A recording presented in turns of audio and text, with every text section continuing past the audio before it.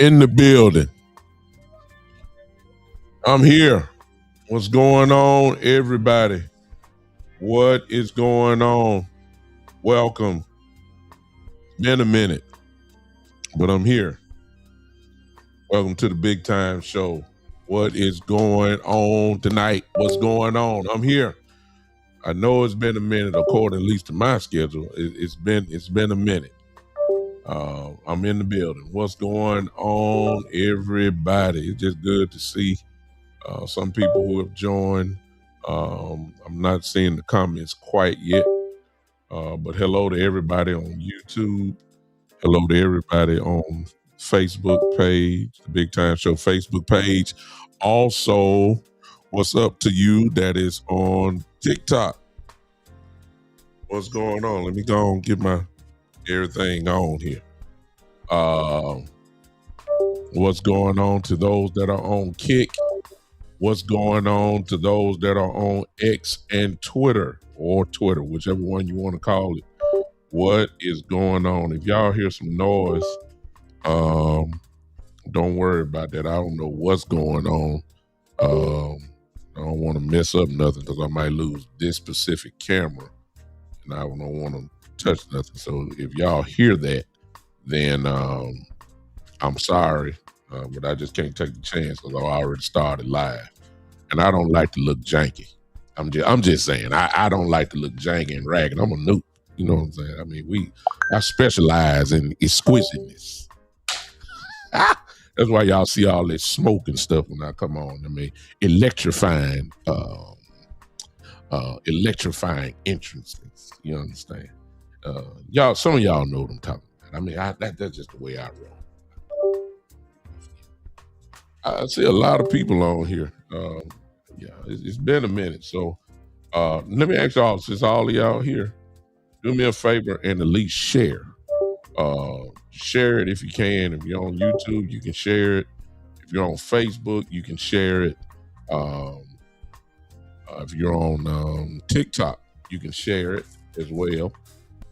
If you're on X, you can share it as well. It's been a minute. Just I want to say hello to everybody.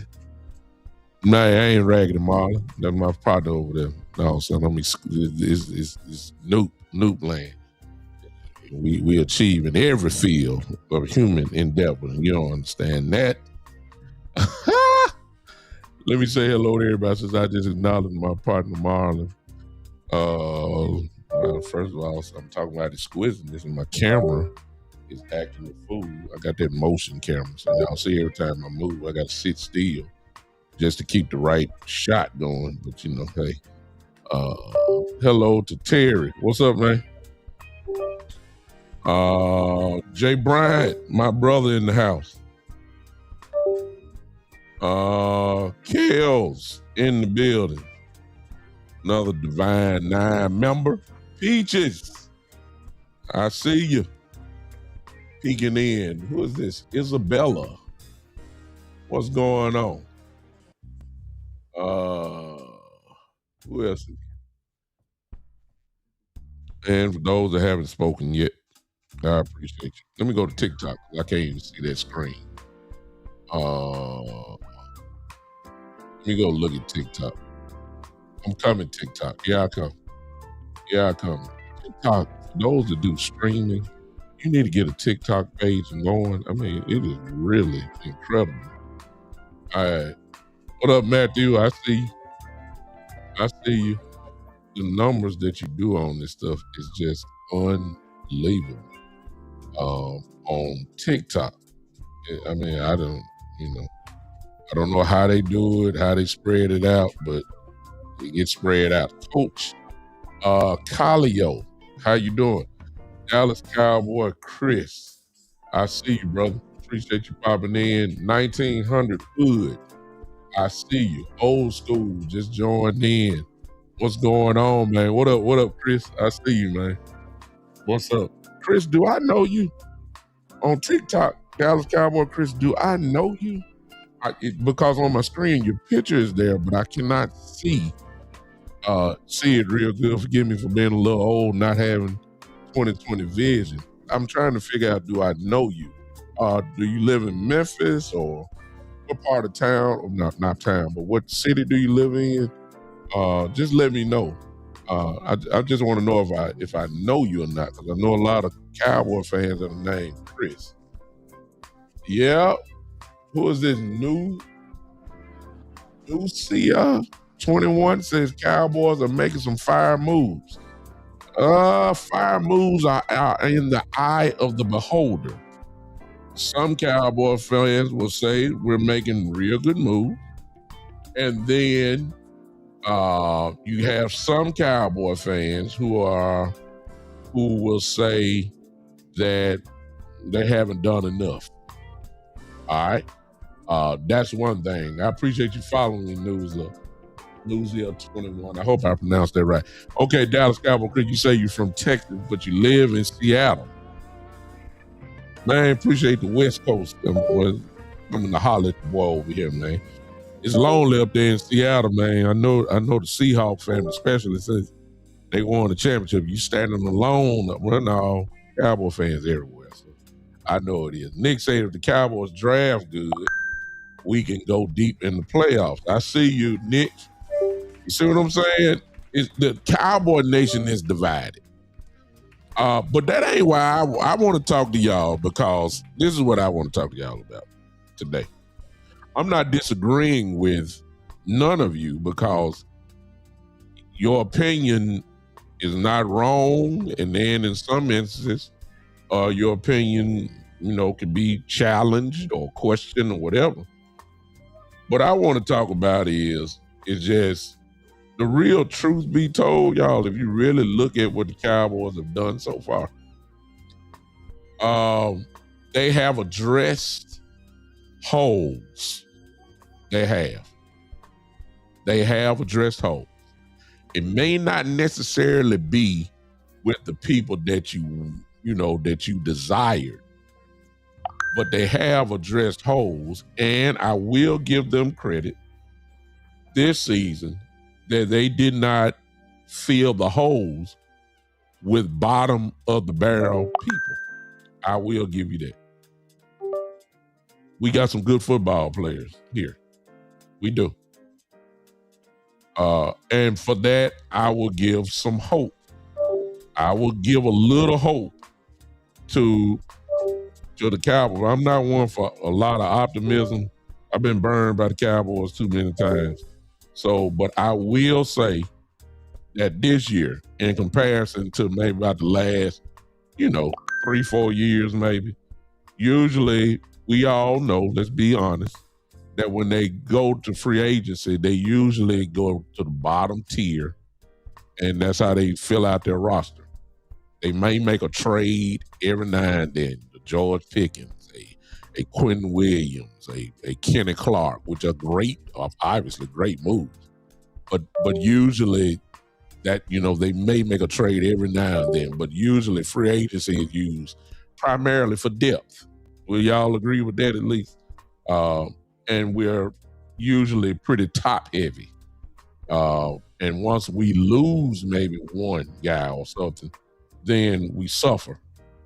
That's the way it's been. However, this year, so far, of course, we ain't kicked off the ball yet.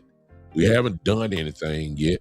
We ain't done anything. But with the quality of players, the quality of the free agents that we have received, I think depth-wise, all right,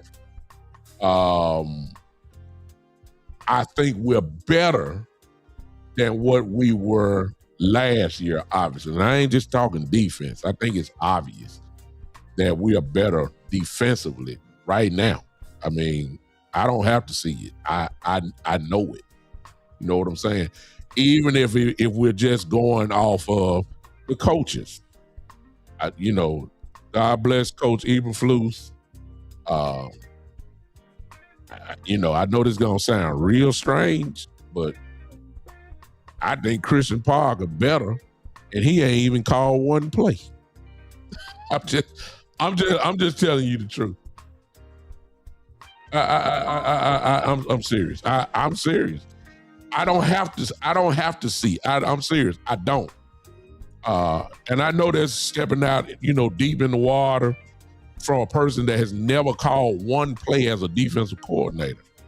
But I truly do believe that Christian Parker is already, well, let me say it like this. He's going to give a better version of a defense than what Matt Eberflus did last year. How about that? Can I just say that? In fairness to Coach Eberflus, I will say that. I think he's better I think he's better now than what he was. I ain't gonna say at this point. I just think he's just gonna be better, and that's just the bottom line. So that's the way I feel about it. What's up, man? I'm just not coming back to the chat.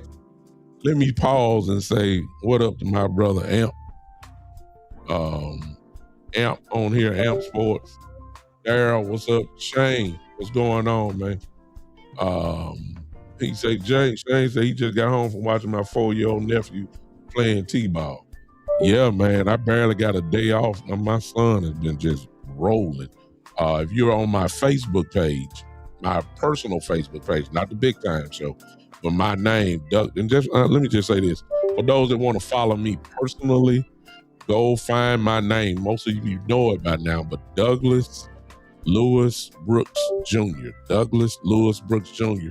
Send me a Facebook address, Douglas Lewis Brooks Jr. That's Louis. Douglas Lewis Brooks Jr. And you just sent me that, and what I do on my personal page is not necessarily what I do on the Big Time Show page. So there's Douglas Brooks, there's Bishop Brooks, and then there's Big Time. So there is a difference between the two, and I try to separate my dual personality, if you want to say that. All right, back to what I was saying. I believe Christian Parker is going to have this. Let me. Can I just say it? They won't be 32nd ranked this year. There's just no way. There's no way. A whole year of Quentin Williams, if he can stay healthy, of course. A whole year of Kenneth Clark, if he can primarily stay healthy. Come on now. Yes, Rashad Gary. Yes, Rashad Gary. Yeah. Appreciate you, Cowboys 5. I see you, man. Cowboys 5 on YouTube. Your last name is Brooks as well. Who knows? We might be cousins. Who knows? Brookses are everywhere. Yeah. I just think that the addition of Rashad Gary kind of solidifies things. Yes, you could go higher, and I'll get to that in a second, talent-wise. But by saying that, it is no knock to Rashad Gary at all. Rashad Gary is a dog. Rashad Gary is a football player. Rashad Gary can hurt you. Rashad Gary makes your defense better. So let's not, just because we didn't get Max Crosby, or a lot of y'all, of course, was talking about Myles Garrett. I saw all y'all in the chat, even though I didn't go live with it and all that type of stuff. Listen, I saw y'all. And I'm gonna get to Myles Garrett in just a second. But just because we didn't get those two, don't mean that the Cowboys sunk under a hole. No, that's not the case. Rashad Garrett can play. He's a raccoon. If he's healthy, you should expect him to make somewhat of a jump. You expect Sam Williams at some point to contribute. And I don't think that, obviously, we're not done. We ain't got to the draft yet and all that type of stuff. And there'll be some more free agents that'll be signed to fill out the roster. But the Cowboys overall have done a good job. But the problem with it is, and this is what I want to talk about tonight, is that Cowboy fans, we jumped the gun too soon. We go completely cuckoo. Let me get myself together. I don't like the way my camera rolling. Come on, son. I'm trying to get myself together. There you go. All right. Y'all forgive me. It's still a little janky, but anyway, we jumped the gun too fast, man. We react without thinking. Let me give you my stance on it, okay? And maybe some of you have this stance. See, the first thing I need to know from the Cowboys I need the truth. That's what I need. See, if I had the real truth, then I'll know how to act. You understand? Here's what I want to know. Are we trying to win the Super Bowl this season? Or are we building towards the Super Bowl? Y'all see that difference right there? See, if the Cowboys would honestly answer that for me, then I'll know how to respond. Let's look at one side. If the Cowboys are really trying to win the Super Bowl next year, I ain't say the NFC East Championship. I didn't say just to make the playoffs. I didn't say let's just try to make an NFC Championship game because we ain't made an NFC Championship game in 30 years. I said win the Super Bowl, win, not go there, win. If that is the truth, and if everybody keep telling me, see, we got to watch if they keep telling me that we're in a 2-year window, 2 year, then a Max Crosby, Myles Garrett trade makes perfect sense. If you're in a 2-year window. Because if you're in a 2-year window, you already know that acquiring a guy like Max Crosby or acquiring a guy like Myles Garrett, you essentially are going to be saying, we don't care nothing about the draft pick because you know you're going to give some of them up. But in order to win the Super Bowl, that is what you call a Super Bowl roll of the dice. You see what I'm saying?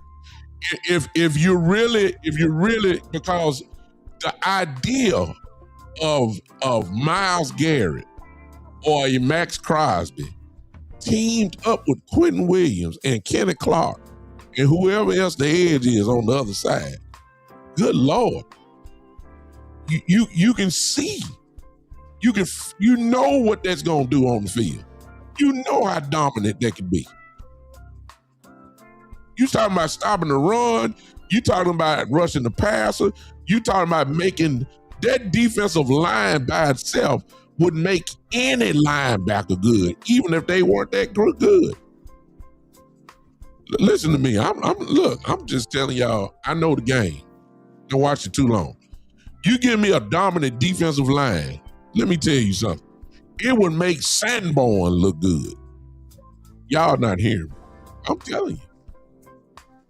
I'm telling you now. If you had a prize, I'm just not saying I want it now. I'm just saying if the Cowboys would tell me the truth that Brooks or big time, listen, we're going for it. And we believe in stacking the deck and make this team as powerful as possible. If you're telling me that I got a 2-year window and you're talking about winning the Super Bowl next year, then you're going to have to do something in order to cross over that hurdle that seem to keep stopping us. You add a Garrett, you add a Crosby, that's it. It's no question in my mind. However, the other side is, if you are building toward winning a Super Bowl, then what the Cowboys are doing now makes sense. It's really not a real drop-off. No,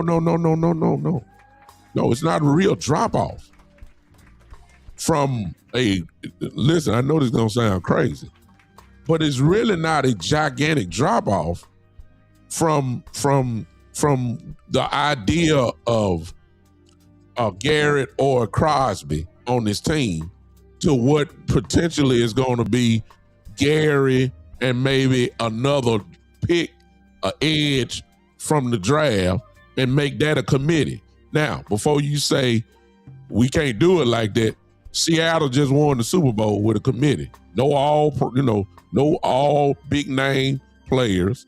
They won the Super Bowl and were dominant because they had if you really want to say it, what's up, Robert King? I see you, man. Thanks for popping in on me. Listen, if you really want to be truthful, because nobody knows, at Cowboy Land, we know DeMarcus Lawrence is there.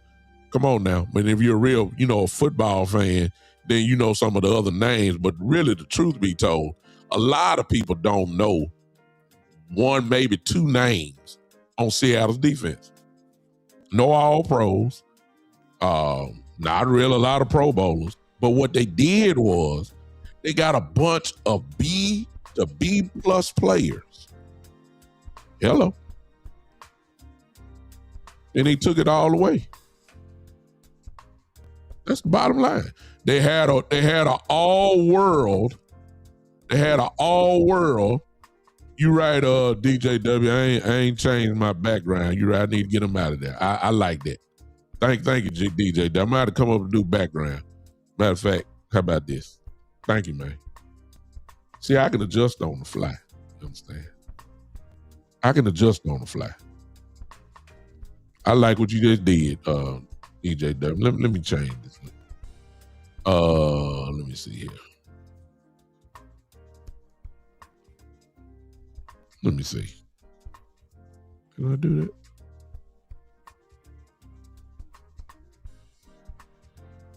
I just do that.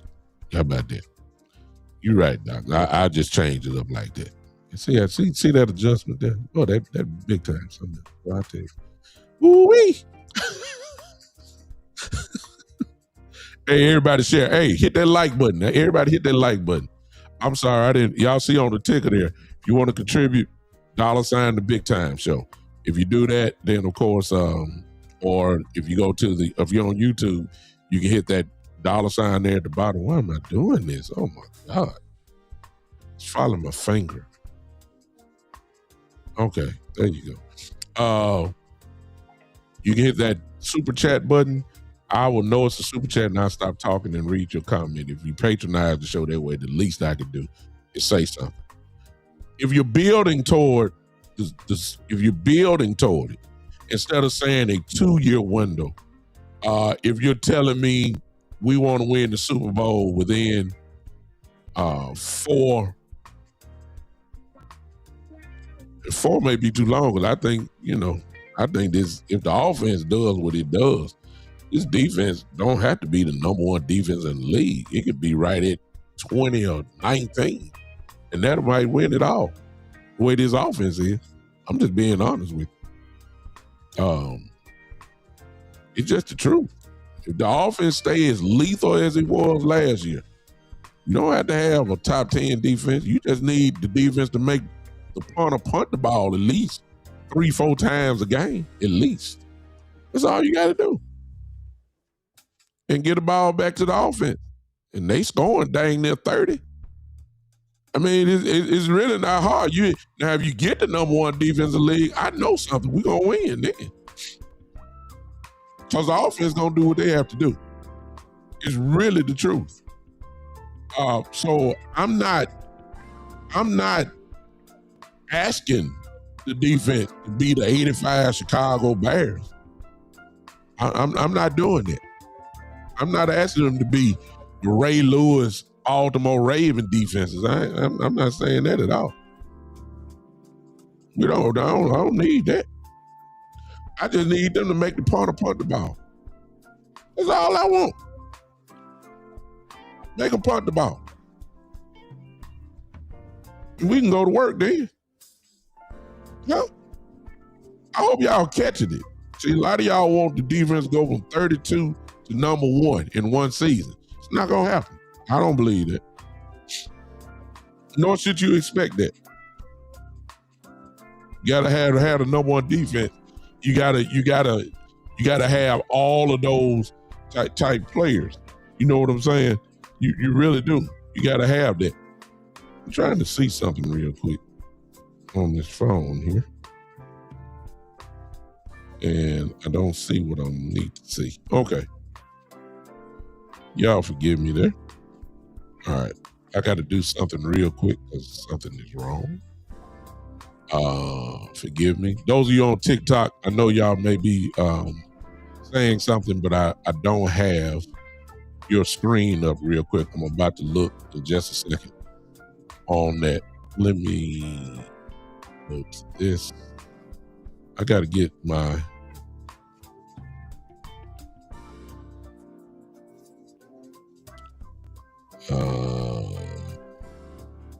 forgive me, y'all. Y'all hang with me. Man, I appreciate all y'all coming with me today. It's been a minute. If y'all want to know what I've been doing, if you've been following my page, my son has me going all across everywhere with him and his AAU basketball team. And he has my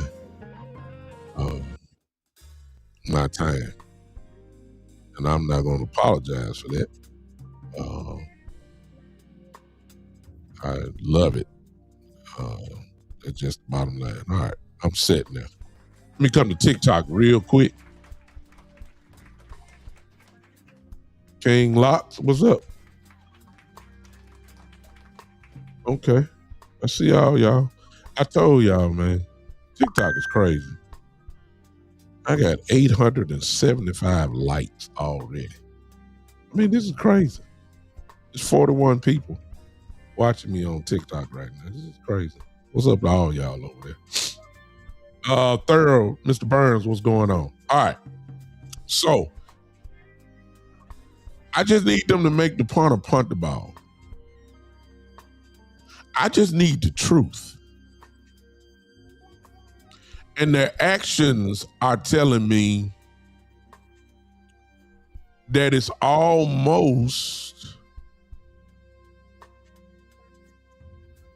I can't say they're straddling the fence. Once you just sit back and just evaluate it honestly, I think we're on the right track. And they're not done. I don't know if Jerry got one big move up his sleeve or try one or whatever. I don't know. Do they need it? See, if you're telling me the next 4 to 5 years of Super Bowl, then you're not trading for a Garrett. You're not doing it. Because those 4 to 5 years are dependent upon the draft. Some of it. You're not mortgaging now. Now, if you're talking about winning next season, this season, then you don't care nothing about the future.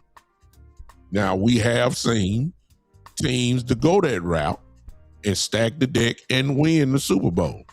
When Tom Brady went to Tampa Bay, they did that. They didn't care nothing about no picks. They won the Super Bowl that following year.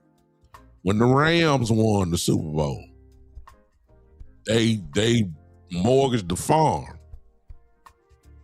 and won the Super Bowl that following year. And they didn't care nothing about the picks. However, there's something in what the Rams did that I believe that needs to be discussed. And that is the reason why the Rams never really dropped off, despite not having, first round picks and all that type of stuff and mortgaging the farm for Matthew Stafford, and they brought Jalen Ramsey in. They got Beckham. They went and got a healthy, oh my God, that Dante Fowler, who played with us, of course. They paired him, of course, with Aaron Donald. They got oh my God, I almost want to say Floyd, but that's not him. I forgot his name. The other edge that they had. They mortgaged the farm. Primarily with Stafford. And they won the Super Bowl. But they never dropped off. Probably because Stafford has turned himself into a Hall of Fame quarterback. But they got a great coach. You got a Sean McVay. You're not gonna drop too much. You're not, because Sean McVay can coach the guys that are what we consider B-, C+ players and turn them into a B. It's just how good he is. Good coach, good scheme, good and I said that to say because a good coach or if you want to even say a great coach, can make ordinary players turn into real good players. I'm just throwing this out. We haven't seen it yet together. I don't think we can question Schottenheimer. You may question a few calls here and there, but one thing you can't question, he can coach offense. He's a great play caller. I mean, he had the number one offense in the league, so I mean, it don't get no higher than that. So let's be honest about the situation. We know about Schottenheimer. Hey, Angie, we know about Schottenheimer. We just don't know about Parker yet. But what is your gut feeling about Parker right now? I believe he's a great coach. I haven't seen it. I just think he is. I think he knows what he's doing. I think he knows what type of personnel he needs to make this thing work. And I think they have patronized him and given him what he wants, and he's got some ball players in here. Matter of fact, y'all, I know they ain't all pro, but he got some dogs in here. I don't know if y'all been watching film or not. He done got some dogs in here. Attitude. Physical. He done got some dogs. Which means probably 9 times out of 10, if we're going defense in the draft, which we all know at some point we're going to go defense a lot, they're going to be some dogs. Coaching makes a difference, y'all. I got a feeling we're getting ready to see that. I do. Now, let me get to Myles Garrett.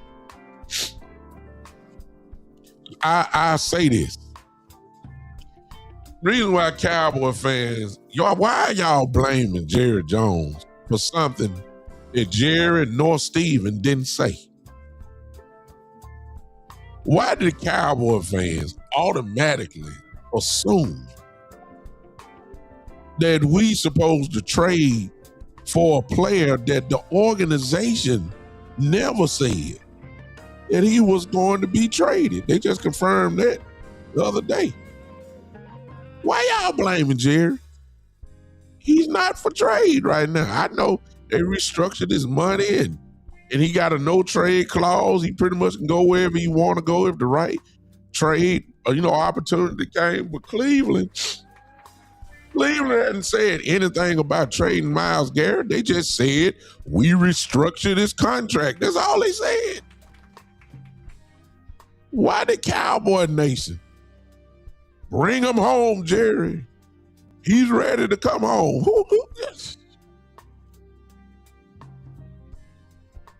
Why did y'all go cuckoo over there? Then it was like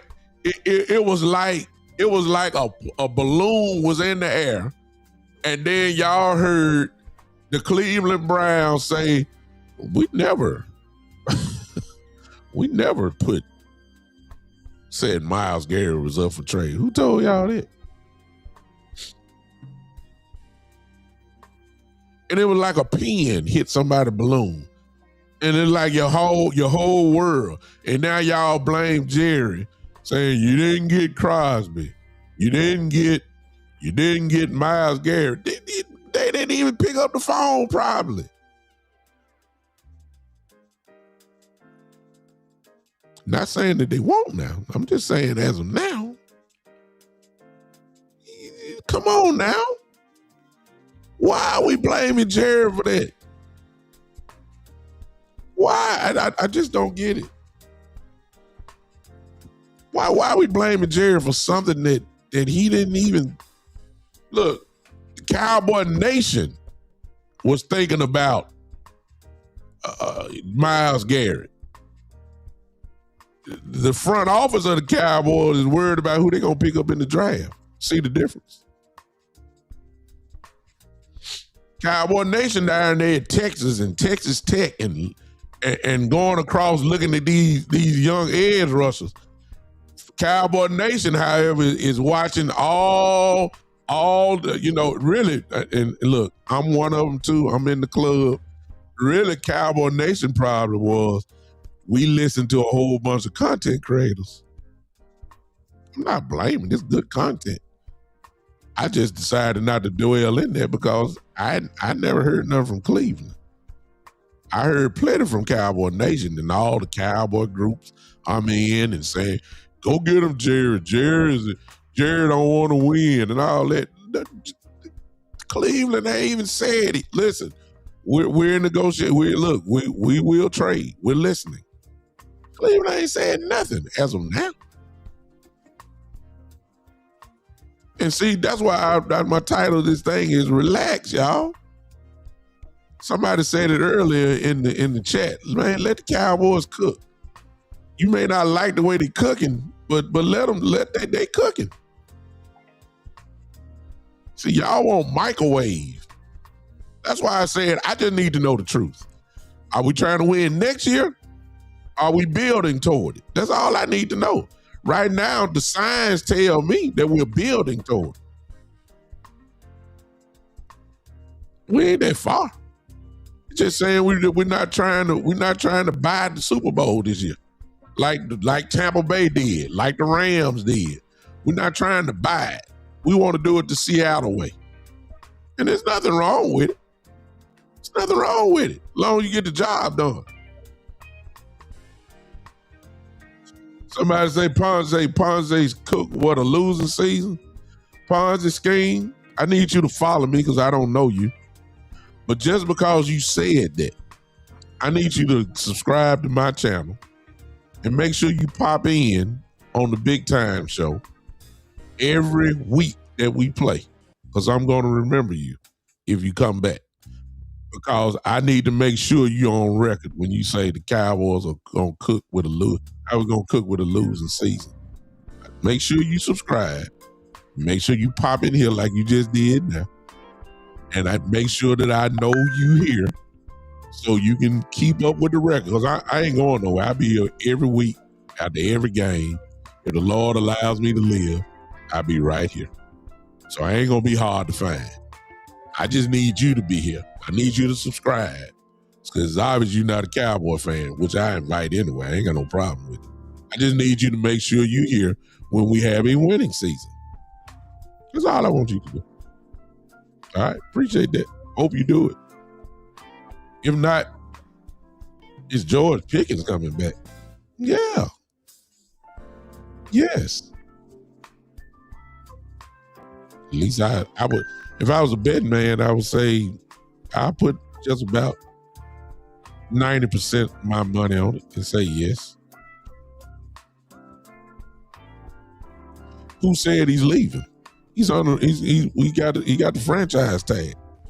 He will be a Cowboy at least next year, because he can't play nowhere else unless we trade him, and we ain't doing that.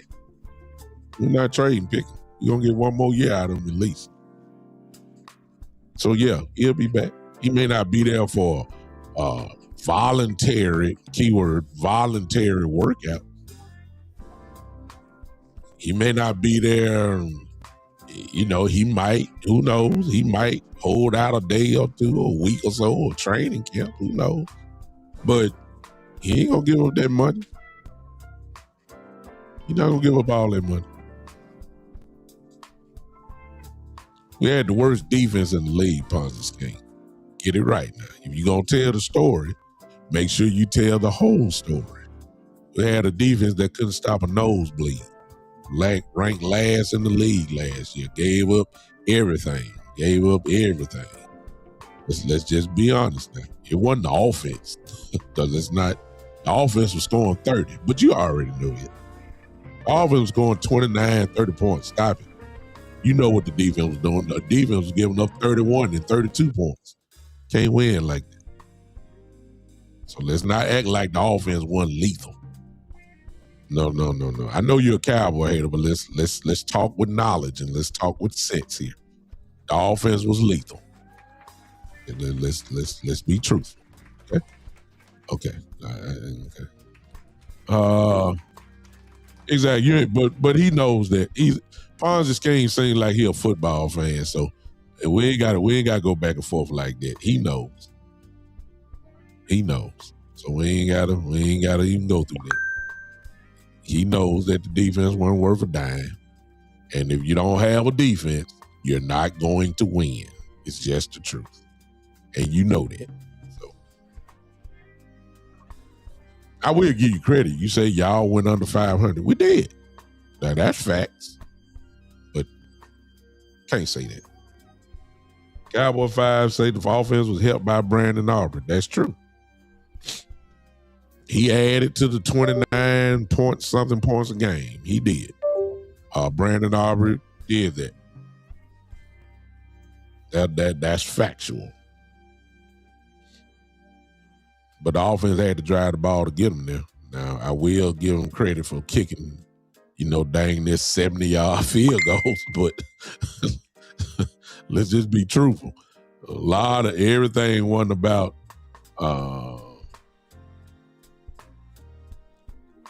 oh, you ain't got it. Okay. Well, the Hawk says, what about the 12-5 season in a row to his defense? And I'm a Cowboy fan. Well, Hawk, if you want to go that route, 12-5 with Coach McCarthy. Back then, what I was saying about the team back then was we weren't physical enough.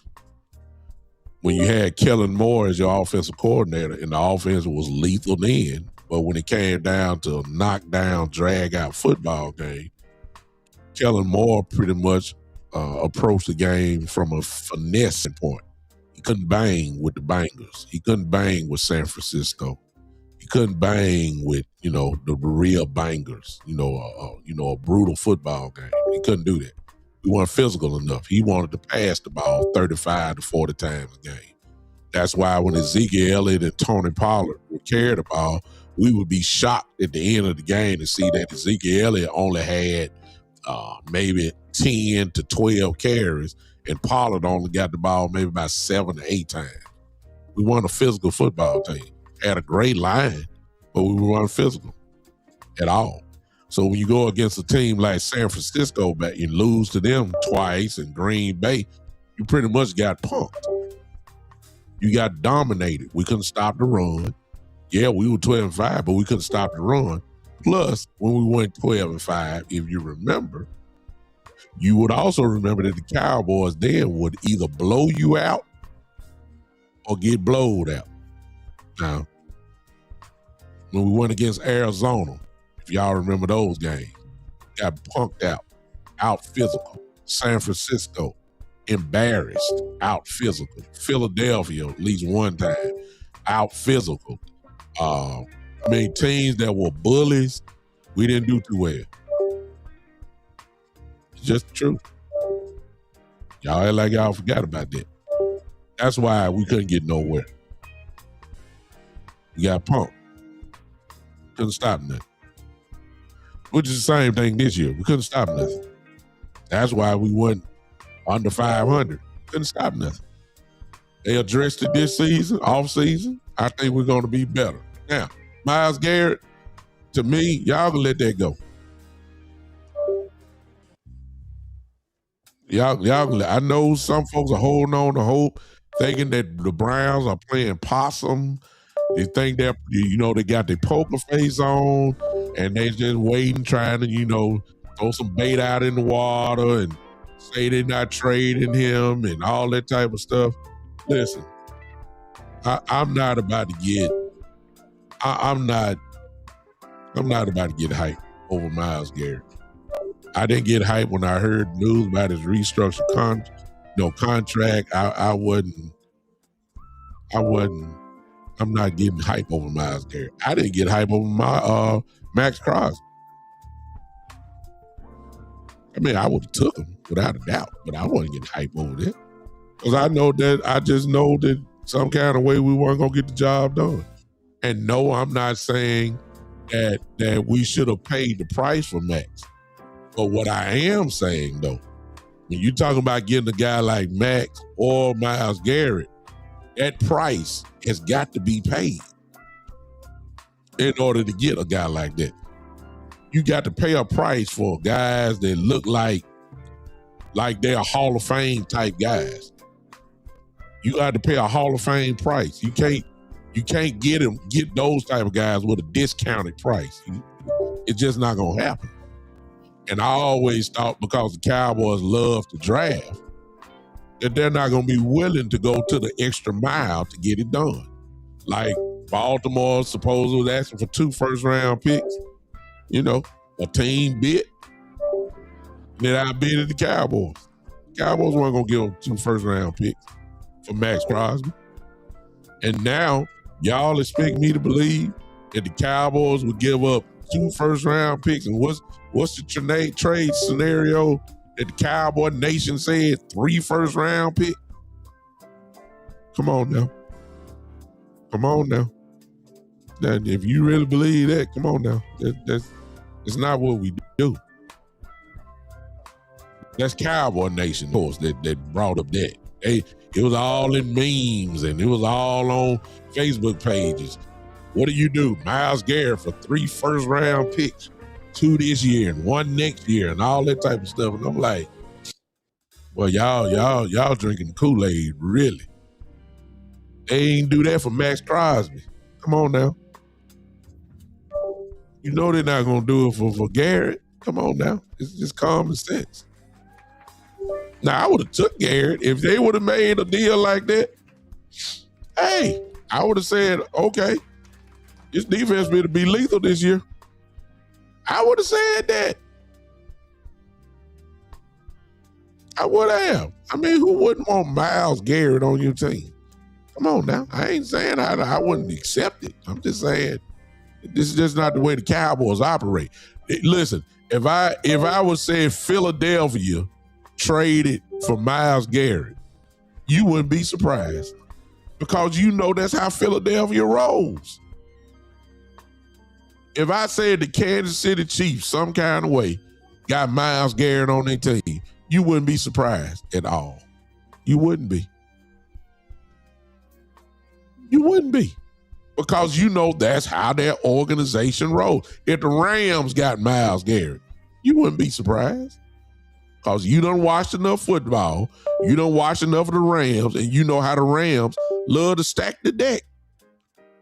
That wouldn't surprise you. But if I said the Cowboys got Myles Garrett, and if the Cowboys traded for him, and they gave up 3 first-round picks, man, y'all would be on the floor.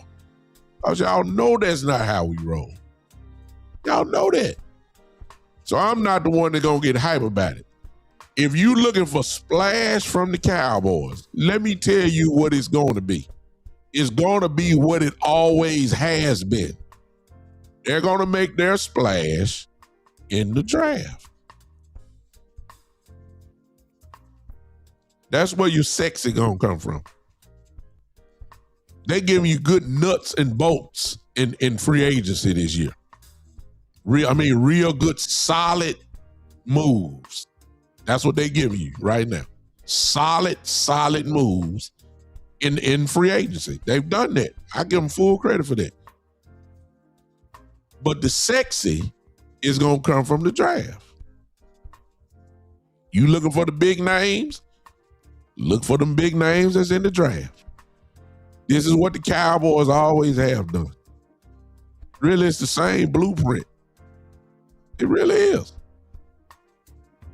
Now, please don't ask me how it's going to go, because if you notice, the tone is changing, and not because of the fan base. The tone now is changing. They may be playing a little possum here. Now, when we first started in the offseason, when we started talking about the draft, everybody said, we're going straight defense.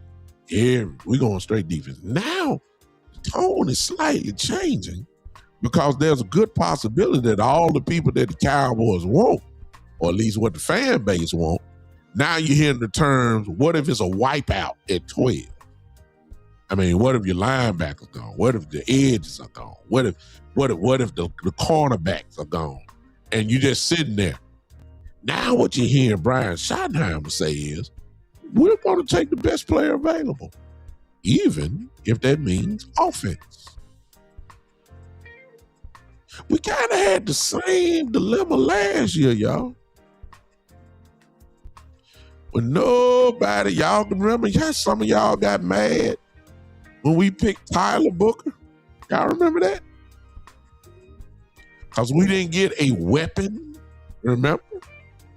We needed wide receiver two. Y'all remember that?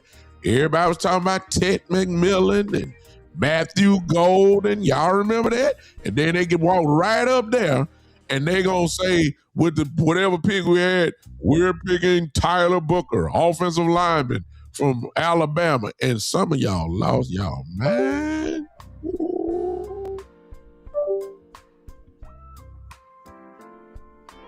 Y'all was saying wide receiver. They said lineman. Why am I saying this? Don't be surprised, y'all. If the Cowboys pick offense at 12. Ooh, y'all gonna be mad. Ooh, yeah. Yeah, you're right, Cowboy fan. There will be plenty of linebackers left, but are you reaching? See, in the terms of somebody like Jacob Rodriguez, you're not gonna pick Rodriguez at 12. You're not gonna do that. That's too high. You got a second round grade on him. You might pick him at 20. And that's a reach. But you're not picking him at 12. If you're talking about Anthony Hill Jr., he's not a first round grade. Sonny Styles, everybody loves Styles. Styles may not be there. You see what I'm saying? So, you know, if Styles is there at 12, then, you know, you might hurry up and turn the card in. But what if Styles is not there? Are you reaching? I mean, I don't think they're going to pick no linebacker at 12. I think they really, truly are going to be like, okay, what's left? And it's going to be a real good football player there. It's going to be a real good football player, but here's the part y'all don't want to admit. It might be one of them wide receivers that's in the top 12. It might be one of those, and y'all going to be saying, what in the world are we drafting a wide receiver for?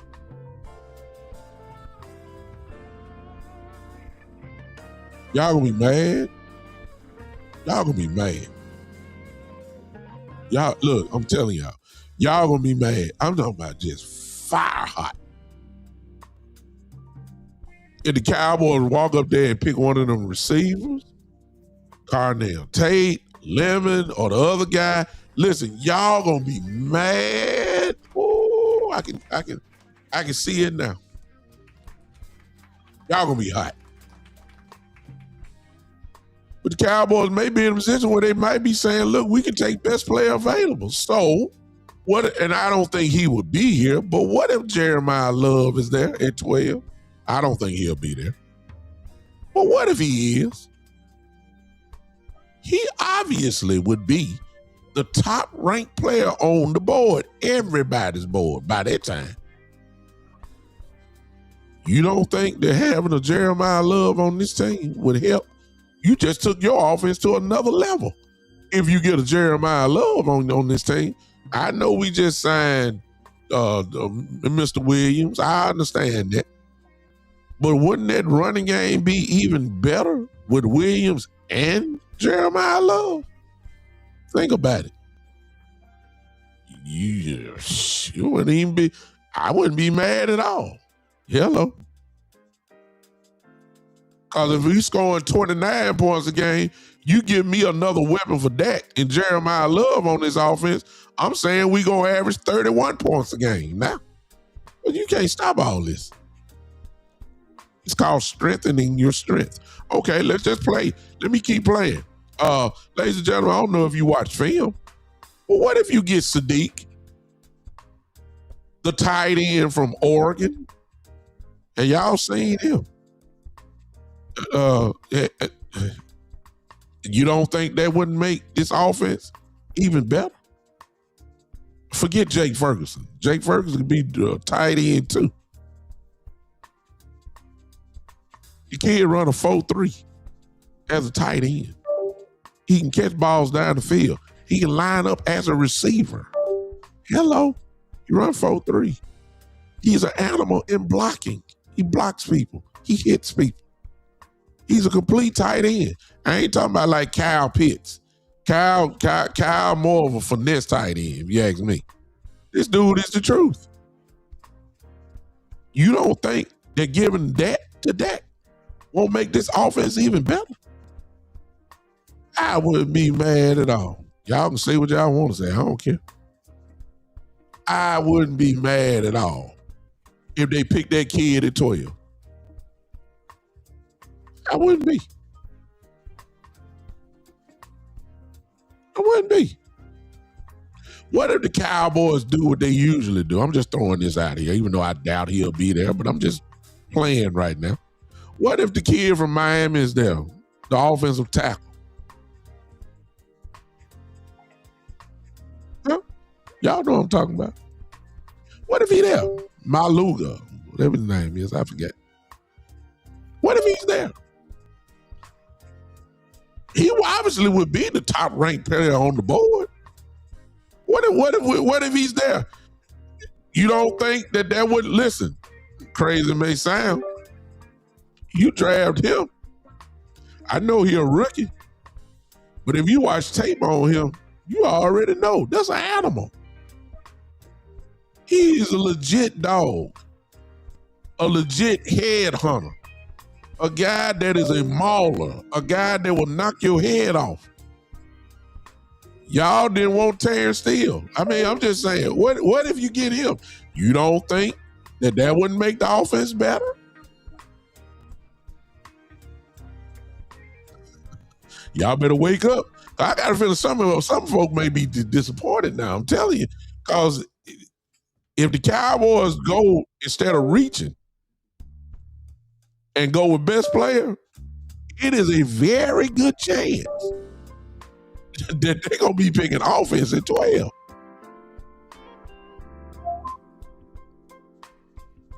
And if the Cowboys pick whoever offense at 12, it's going to be a good football player.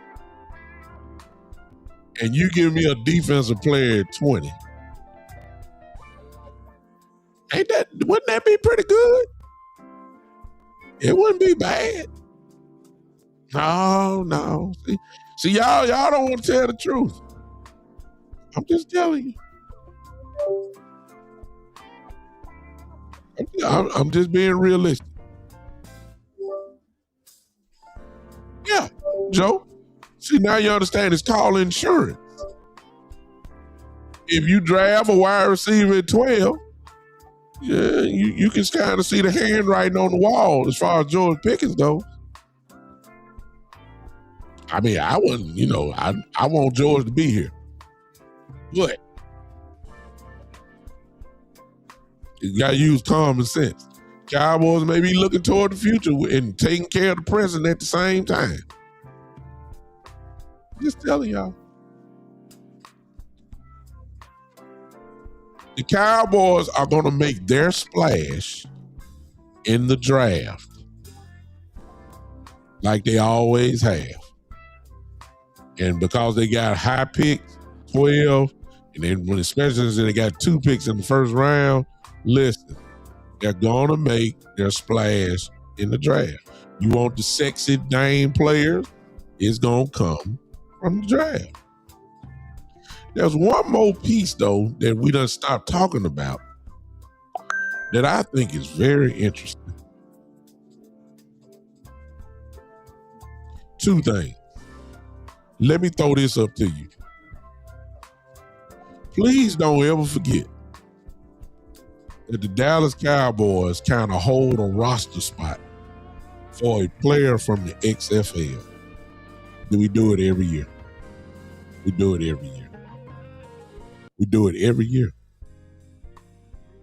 And if you think, because some of y'all been watching some of the XFL games that's on right now, listen, if you don't think that somebody from Cowboy Land is not watching the XFL, you crazy. We go there every year. That's where we found Brandon Aubrey from. was the XFL, the USFL, or whatever we was at the time. Which leads to Brandon Aubrey. We done stopped talking about that.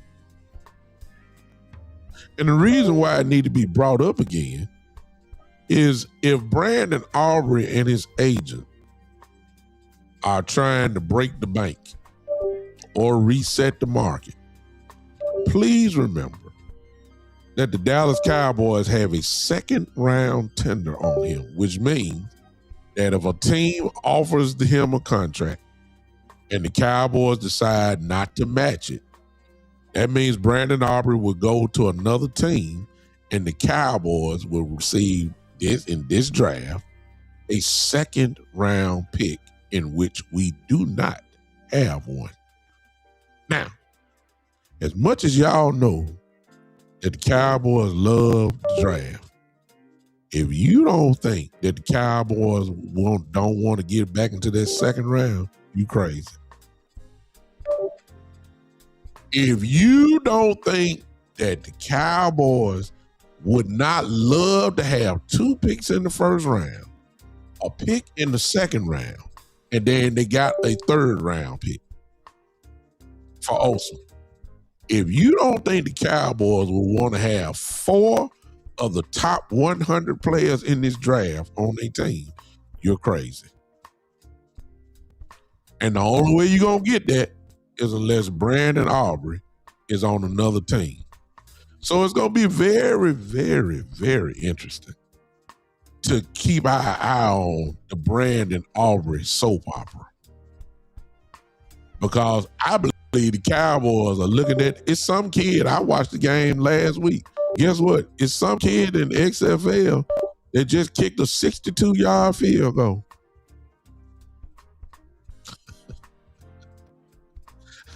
I'm not saying he's Brandon Aubrey. I'm just saying. I saw a kid, just like they saw Brandon Aubrey as a kid, kick one from 65 or whatever. I just saw it this weekend. Maybe some of y'all saw it. There are some kickers that can kick 60 plus yard field goals. I'm just telling you, if you got the kind of offense, you don't want your kicker kicking 60-yard field goals anyway. You want them in that 35 to 40 range. I'm not trying to diminish Brandon Aubrey. I know he's great. I know he's all pro. I know he's special. I'm just saying there are other kickers. And for a second round pick, Cowboys may not be saying, look, we ain't trying to pay all this money to you, Doc. You're a kicker now. Okay. Would I love to have Brandon Aubrey? Yeah, because I already know his resume. He's great. I would love to have that solidified. I want the best at all positions. Brandon Aubrey, by most opinions, is the best kicker in the game. He's the best. Don't get no higher than that. I want that dude on my team. I do. But I know how the Cowboys roll. They love the NFL draft. They love having picks. I'm telling y'all, is huge. It's huge to see how this Brandon Aubrey situation is going to work. Kels, thank you. Kels correcting me. She says all clubs since the establishment of XFL, UFL have a joint agreement with sign each other players during a window period, which has already passed. Oh, well, they signed they said they signed Perion Winfrey at the end. Remember? That was at the end of the season. So, evidently, you can sign whatever, whenever. You can bring them up. So I do remember that. We signed Perion Winfrey at the end. We didn't do him when this little period that you're talking about happened. We signed Perion Winfrey at the end of last season. Or at least at the end of his season. I'm sorry, with the UFL, I'm sorry. I'm just saying. So the point is, is that the man got a second round tender on him.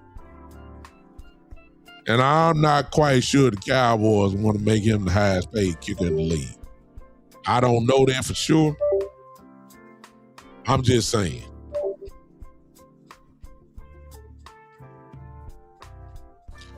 You're right, Kills, but he did finish in the what is it, UFL? He's with the Jets prior to that. Then he played in the UFA.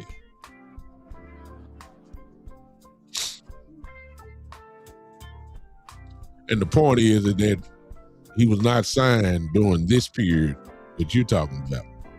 He was signed much later after their season was over.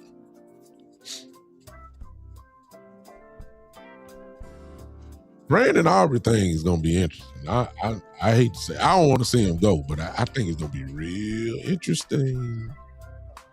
I think it's going to be real interesting. Knowing that man got a second round. Yeah.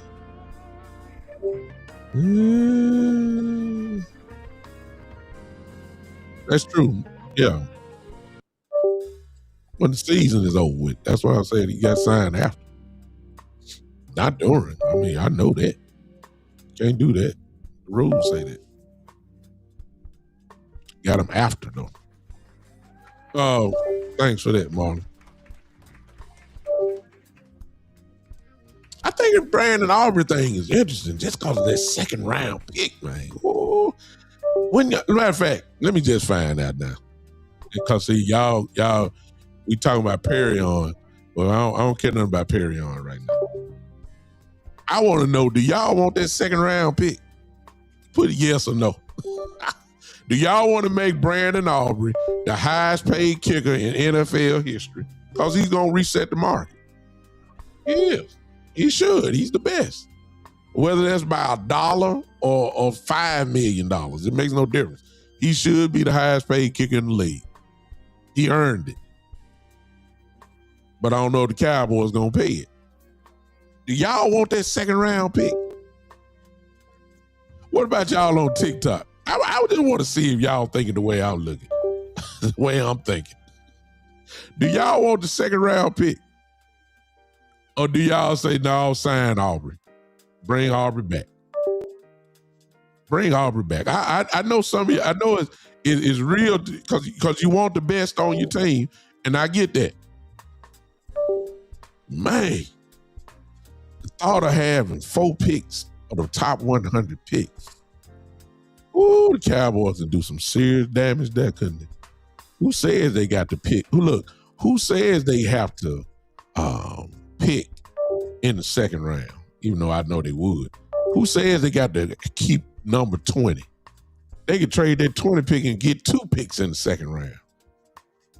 And additional pick. I mean, good Lord.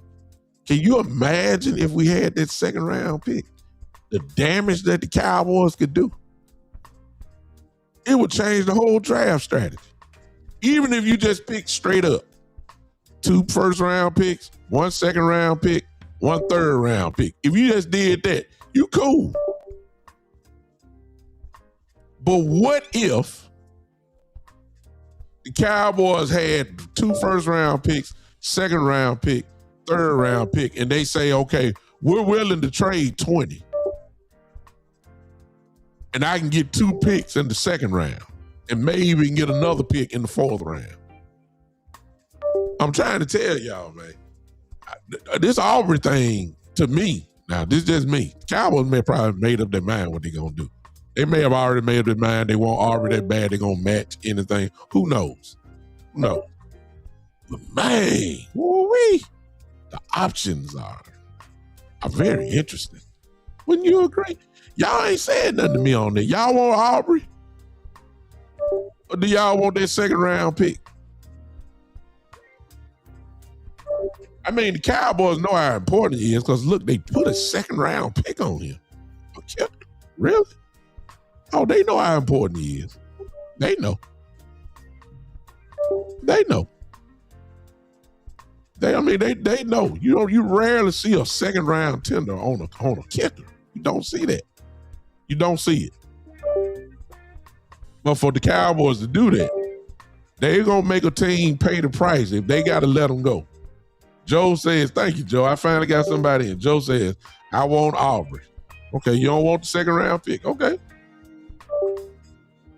I get it. I get it. I don't have no problem with it. If I get Aubrey, I got the best. If I don't have Aubrey, I got a nice set of possibilities that can help this team really make a real move on now and the future. Because there ain't no telling what you can do with a strategy if you got that second round pick. I'm serious. The more I think about it, I know it's the unknown, but that's what the NFL all about doing this time. As far as drafting, you roll the dice on every draft pick. But man, to have 4 picks in the top 100, that is mighty appealing to me. It really is. Yeah, I can't lie. Joe says Aubrey gives us at least 9 points a game. Oh, without a doubt, he's a very high look. There's no knocking Brandon Aubrey, Joe. You won't get that from me. I know he's special. I know how deadly he is. I understand that. I know he's on a Hall of Fame type trajectory already in his career. I understand that. There's no question. I'm not knocking him, not even an ounce. But I did say, Joe, there are plenty of kickers that can kick 60-plus yard field goals. I'm just telling the truth. And if you're trying to speed up this window that everybody keep talking about, well, that's a way that you can speed up the window real quick. Real quick. I mean, they're in a good spot right now, to be honest with you, with the draft picks that they have. But if you really want to get real nasty, you don't sign Aubrey. And you can kind of put your foot on the pedal a little bit here with a second round pick, 2 first round picks, 3rd round pick. I think how many picks we got in the 5th? 3? Man, come on, man. I think we got a 4th round. We have 4th round pick. I forget. Just saying, y'all. I think y'all need to keep that in mind now. It's been mighty quiet about Brandon Aubrey these last few weeks. It's been mighty quiet. It's been mighty, mighty quiet. It's been mighty quiet. We'll just have to see. All right? All right. I'm going to do this real quick. It's been a while. I'm going to talk to y'all because I don't know if I can. Y'all look at the screen. I'm going to do this tonight. I hope I can.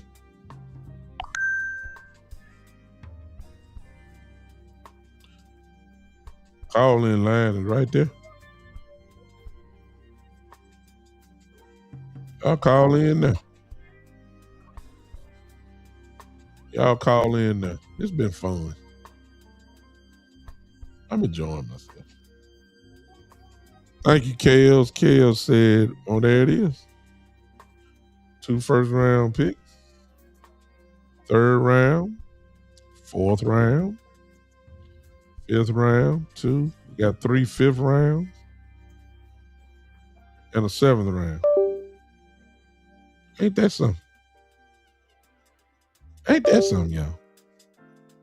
Now imagine if we get that 2nd round pick. Good Lord, good Lord. And all of you that like the draft would be incredibly excited. You would be. You would be so happy.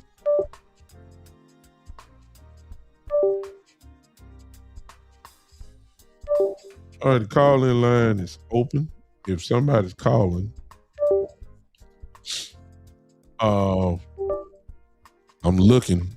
I hadn't used in so long. I hope my number's there. Somebody call that number. Just make sure that I'm still working. I think it is working, but I just need to. I need to see. Somebody call it. Marlon, if you there, call in real quick. I just want to make sure my number working. If not, I got to go back and do all this stuff and get another line. Call in real quick if you can. I got my phone. I'm looking at it right now. I'm looking. Y'all ain't calling in. Oh, I'm sorry. TikTok. Maybe TikTok want to call in. Let me put the number there. TikTok.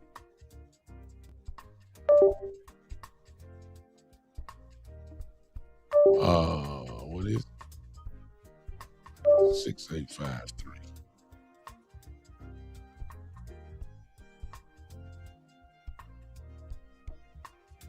All right, TikTok, if you want to call in, that number is there. It's in the chat now.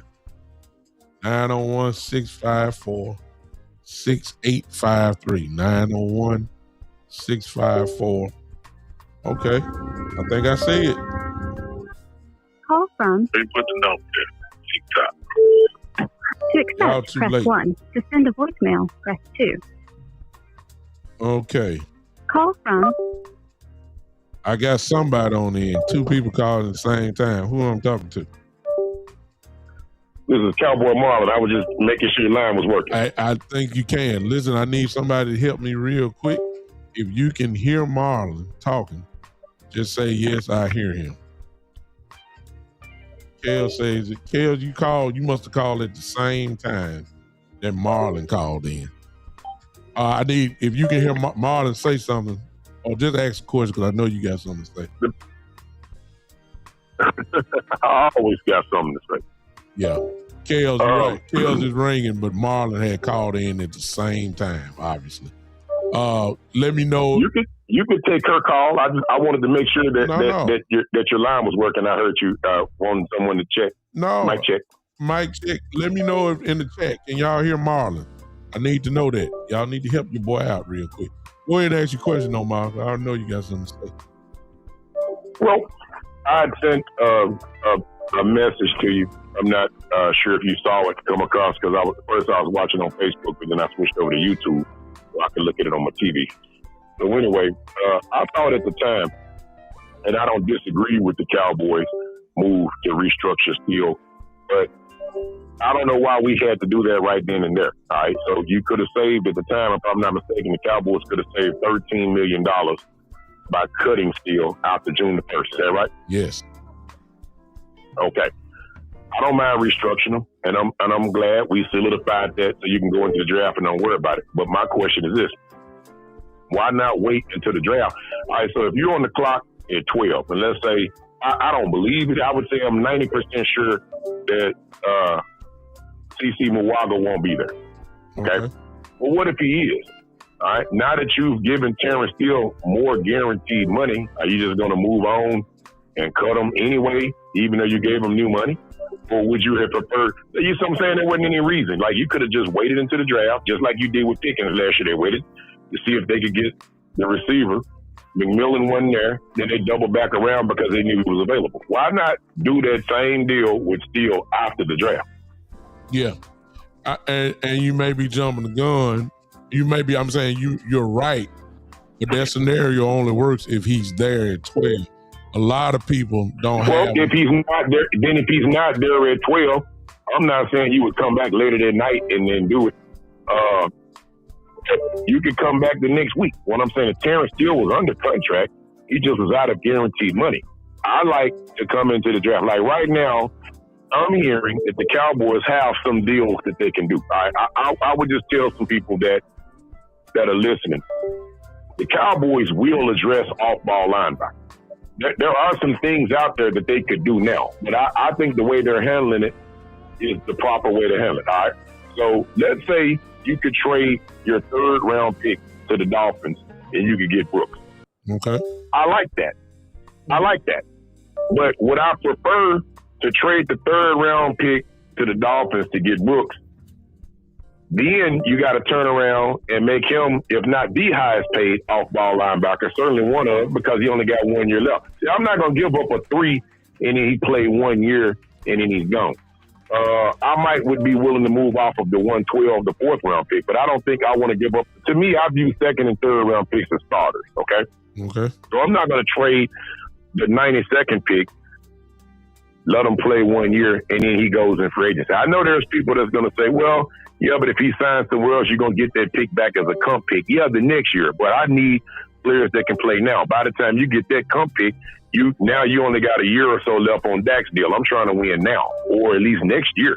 So what I'm saying is I think what the Cowboys will do is they're going to let the draft come.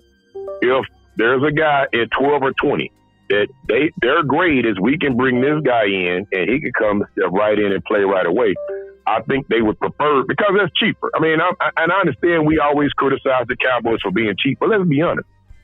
Would you rather have a guy that's a quality starter for $4 million, or would you rather have a guy that's a quality starter for $15 million?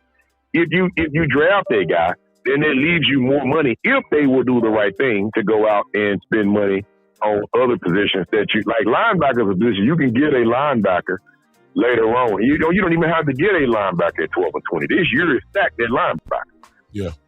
But maybe pass rush, once you get past Bain and maybe Bailey, I don't know that there's a surefire pass rusher that's a starting caliber player. So you might have to go and trade for a veteran starter at edge. Mesidor is good. I like it. You're right. And I wasn't thinking about him. Mesidor is good. The only question that I got about Mesidor, and I put in a call, not going to call any names. I know some people in the NFL. Oh, yeah. Mesidor didn't test. And that bothers me because my question is now, Mesidor used to be a 300-pound defensive tackle and he lost weight. I would have liked to seen him do some linebacker drills. Can he drop into coverage and can he play in a 3-4 scheme? What is he running a 40? He's a good player and he can rush. There's no question about it. But I would have liked to seen him do some linebacker drills on his pro day. I would have liked to see what his vertical jump is. I'd like to see how athletic he is. Can he play outside linebacker now in a 3-4 scheme? We don't know that because he's never, ever done that. He moved from defensive tackle to edge. But can he go from being a hand in the dirt 4-3 defensive end to being a 3-4 outside linebacker where you're asking him to drop and play in the flats and do some other things? I don't know. I think I see enough burst and athleticism on tape that he can do it, but I would have liked to see him test. And I'm also concerned, anybody that's had 3 foot surgeries in the last 15 months, I know they're saying it's fine, but if he's had 3, big guys usually, when big guys have foot problems, usually that lingers. I've seen it in the NBA. I saw it with Shaq. I would have liked to seen him test. I don't like when guys just decide I'm good. I'm not going to test. I like to see the test. Well, the only pushback that I would say on that is he's leaning heavily on the tape, and his tape is outstanding. That's the only thing I can say. Yeah, but we don't have any tape of him playing outside linebacker, linebacker tape. That is the truth. And in this game, if that's what Parker's looking for, then you may not even be talking about him at all at the pick. But his tape, as far as putting his hand in the ground, he's the truth. I would still take him because if you got 2 outside linebackers, let's say you got Mesidor and let's say you got Ezeraku. I know that Ezeraku has done it because he actually went through the combine last year and they had him doing some 3-4 stuff. And I know that he's the type of athlete, I'm sure he can do it. But I'll tell you what, the Cowboys have this is not the first time we've gone from a 4-3 to it. I remember when Greg Ellis had never done it before. I remember questioning years ago, and you take a 270, 280-pound guy and let him do things. And it worked out. Greg Ellis had multiple double-digit sack seasons when Wade Phillips came, and I saw him make the trend. And that's who I compare. Really, to be honest with you, that's who Mesidor reminds me of. He's not a 4-5, 40 off the edge speed rusher. That's not what he is. I think he's if I told you that Mesidor is going to come into the NFL and he's going to be Greg Ellis, wouldn't you take that? Yes. Sure. I mean, I don't know that I wouldn't say that that's a, Hall of Famer. I mean, it's solid. He's going to give you what you need. I just don't know. You always got to keep in mind that still, when you start talking about drafting people, the word development has to come into play. So that's the only thing that I'm saying. And you may just be taking a chance if that's the way you feel about them and you don't know about them in the 3-4. If that is the case, if that's where they see him as, then I don't think it worked. But I think that when you start talking about a pass rusher, which is what Vic Fangio's and Vance Joseph defense were kind of built on, were kind of having a very good edge guy. Messidor fits that bill. That's the only thing I'm saying. Now, D. Ware made that same transition, but I think he was a much better athlete also. Yeah, exactly.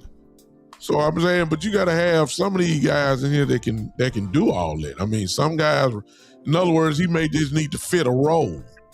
But I think that Messidor can play it. I just think he can. I don't know.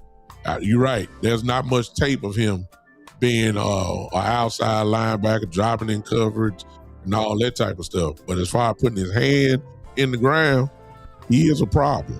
That's about as best as I can say it.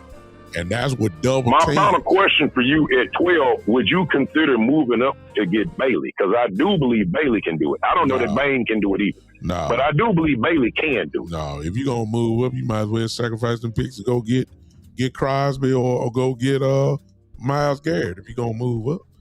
That's what you... Well, but now you're talking about spending the money on the pick and spending $30 to $40 million.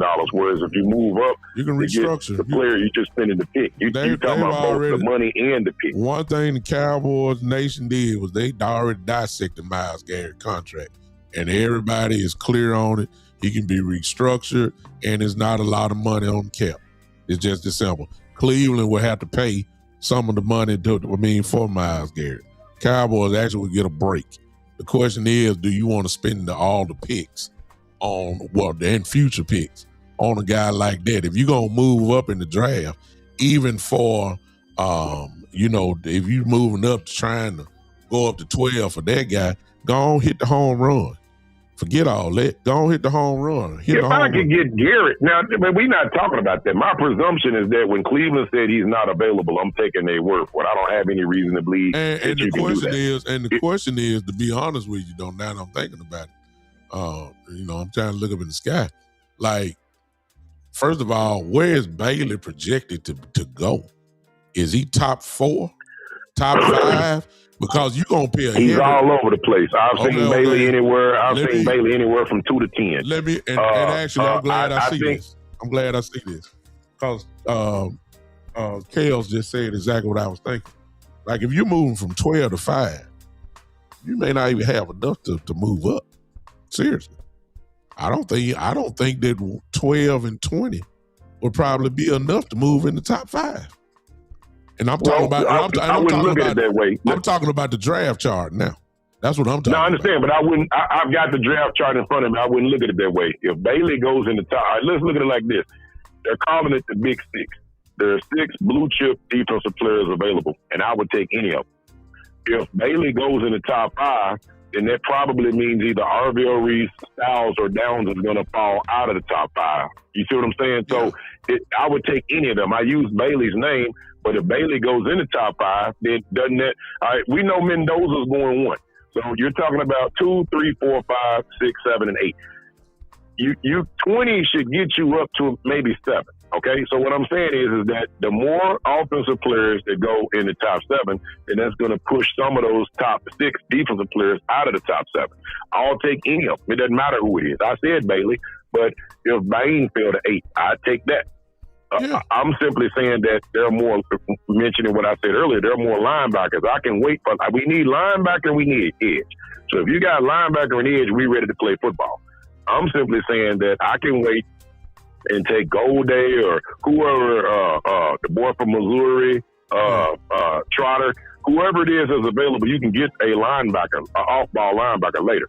I'm simply saying at edge, I think if you don't get involved with these blue chip edge that's at the top, I don't know that I'm sold on any of these other guys. I mean, I know Texas A&M got the kid later on. I'm not quite as high on them. I think you got to go and get an edge. Linebacker, I think you can fall back and wait. Appreciate you, man. I had 2 calls that came in, and I'm going to get them in, then I'm going to get out. I'm tired now. Man, just hung up. All right, appreciate Marlon there. Kels, I'm gonna call you last. I had a call from New York that came in. I don't know who that is, but I'm calling whoever that is. If you're still listening, somebody from New York City. Hello. Hey, who is this? The Big Time Show talking to you. This is Cito the God. How you doing, Douglas? What up, man? What's going on, man? Oh, man, you was online, so I wanted to, talk with you. I always wanted to get my word in edgewise on our Dallas Cowboys. Yes, sir. Do I got the floor? Yes, sir. You got it. All right. Been a Dallas Cowboy fan since 1971.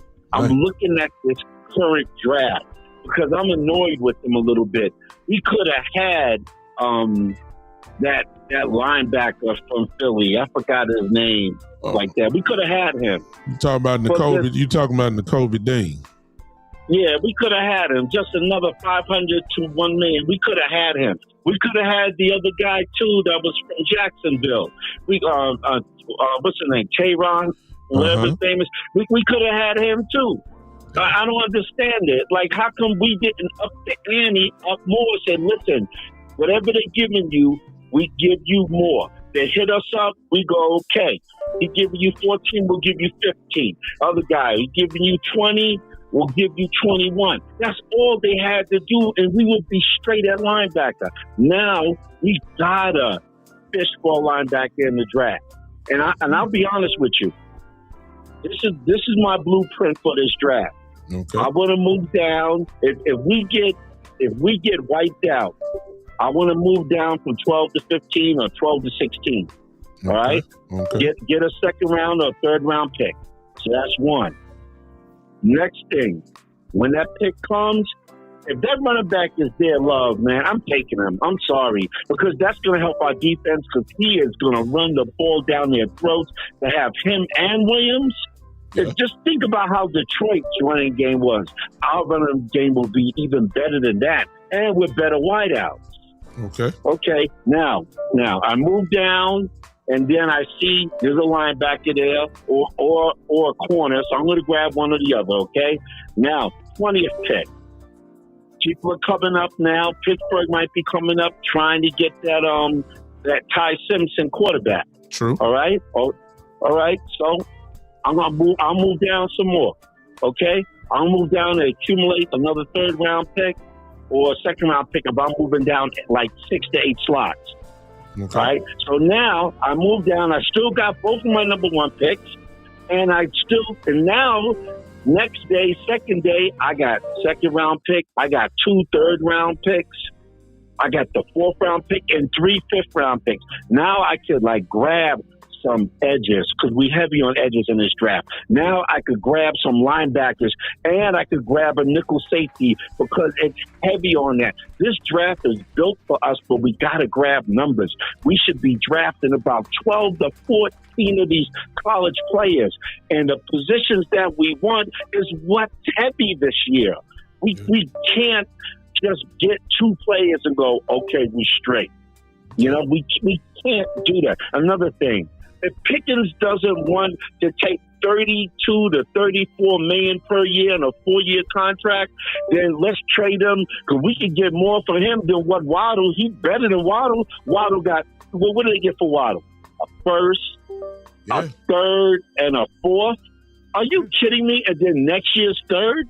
We could get a first, a second, a third, and a 4th, and a third of next year, or a second for next year we could get for Pickens. And then we could grab that boy Tate, or grab that boy Mekhi Lemon, and let them replace him, all right? Because he's forgetting about the tax break. He's forgetting about the endorsement deals, okay? He's forgetting about his happiness. Okay, go to Cleveland. Who's throwing you the ball? Okay? Go to some other team and see if you're happy with that quarterback. See if you get them stats that you got from Dak. Okay? That agent he has, Mugadi, whatever his name is, he's a piece of work, man. He's trying to reset the market on every player the Cowboy has. We're not trying to reset the market on every player. We're not. Because that's what gets us into trouble. We're not trying to do that. So this is your deal. You see no one has offered a contract to Pickens, right? You see no one's coming and saying, we'll give you 2 firsts. Give me 2 first-round picks. You can have him. And I'll grab 2 first-round picks. I'll grab a wide receiver, and then I'll grab a big-time linebacker. I'll have 4 first-round picks.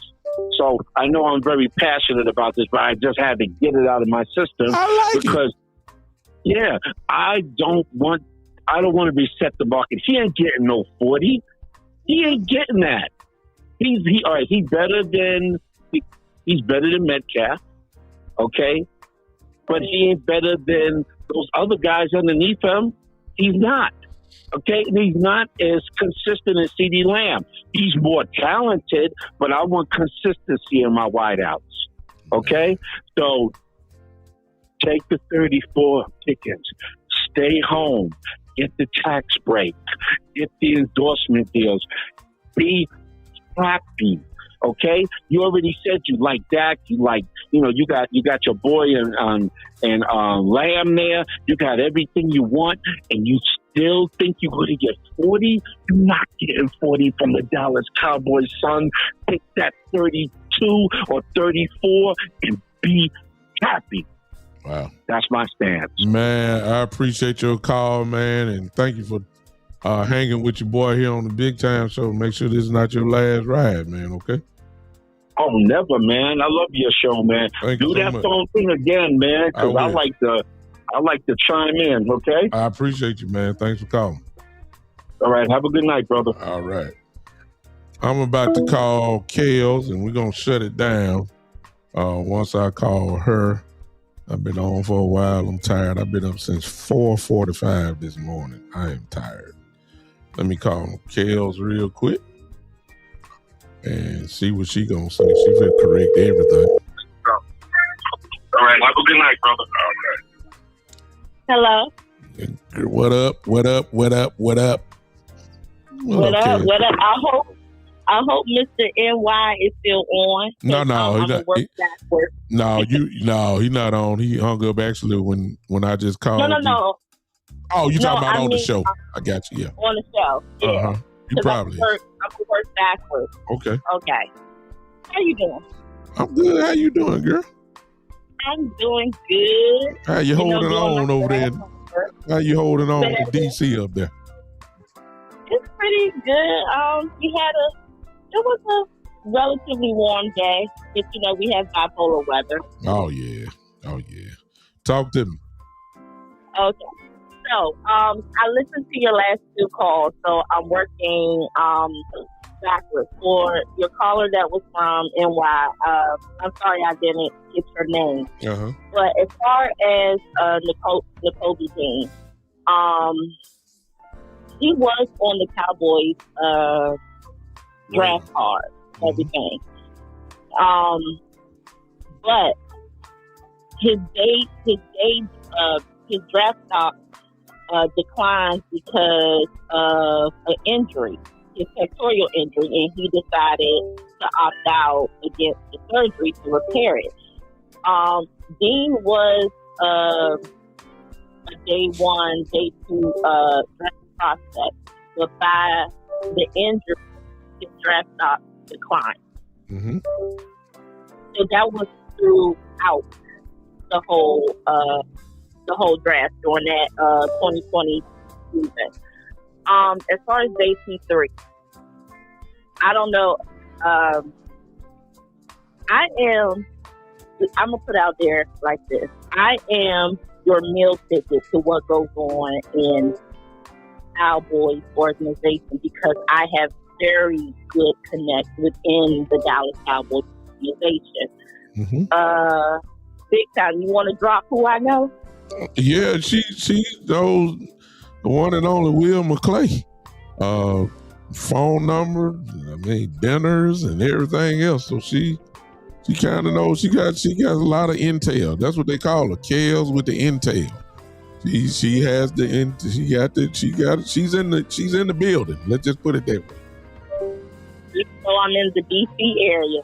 Mm-hmm. But as far as JP3 is not asking no $40 million. Mm-hmm. The thing with him is we don't know, even though that right now JSN has reset the wide receiver market. The question is, how are we going to package JP3? Because right now on the actual official Cowboys roster, he is listed as WR1B. Mm-hmm. So with him, with JSN resetting the market, are we going to classify him just for the pay as a WR2 or a WR1B? Now, if it is the 1B, then yes, he has to reset the market. If not, and he goes in as a WR2, then you're not resetting the market. Because technically, his market value is $30 million a year.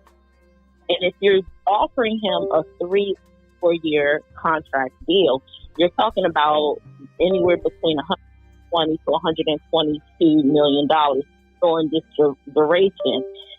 Cowboys can build in a 2-year voided to the contract as well. You will still get a guarantee of maybe $50 to $60 million guaranteed money. So it's just the classification of it. But what I want the Cowboys to do is handle it now before Puka Nacua comes into the chat. There you go. That's the big one. Without a doubt. So that's what. So regardless, if you're going to classify him as a WRB or WR2, handle this now. The Cowboys have always had the habit of taking care of contracts late, and by the time that they do it, they have to match whatever the player that just reset the market or go a little bit higher. Now, as far as with GP3, I already know that he wants to stay in Dallas. He was cool with the franchise tag, even though it's a non-exclusive. I wish it was an exclusive. An exclusive franchise tag more so than the non-exclusive, but they still will hold the rights regardless. But the thing is, he can still test the market, and if a team decides to bite, then he will have to bring it back to the Cowboys front office to see what they're going to do with it. But the problem is that agent, and I know that's your frat brother and everything, mm-hmm. but it's been numerous of times where he has worked against his client for his own interest in what the player wants. Yes, he wants his players to get paid and all this other stuff, but a lot of things he do for his own interest.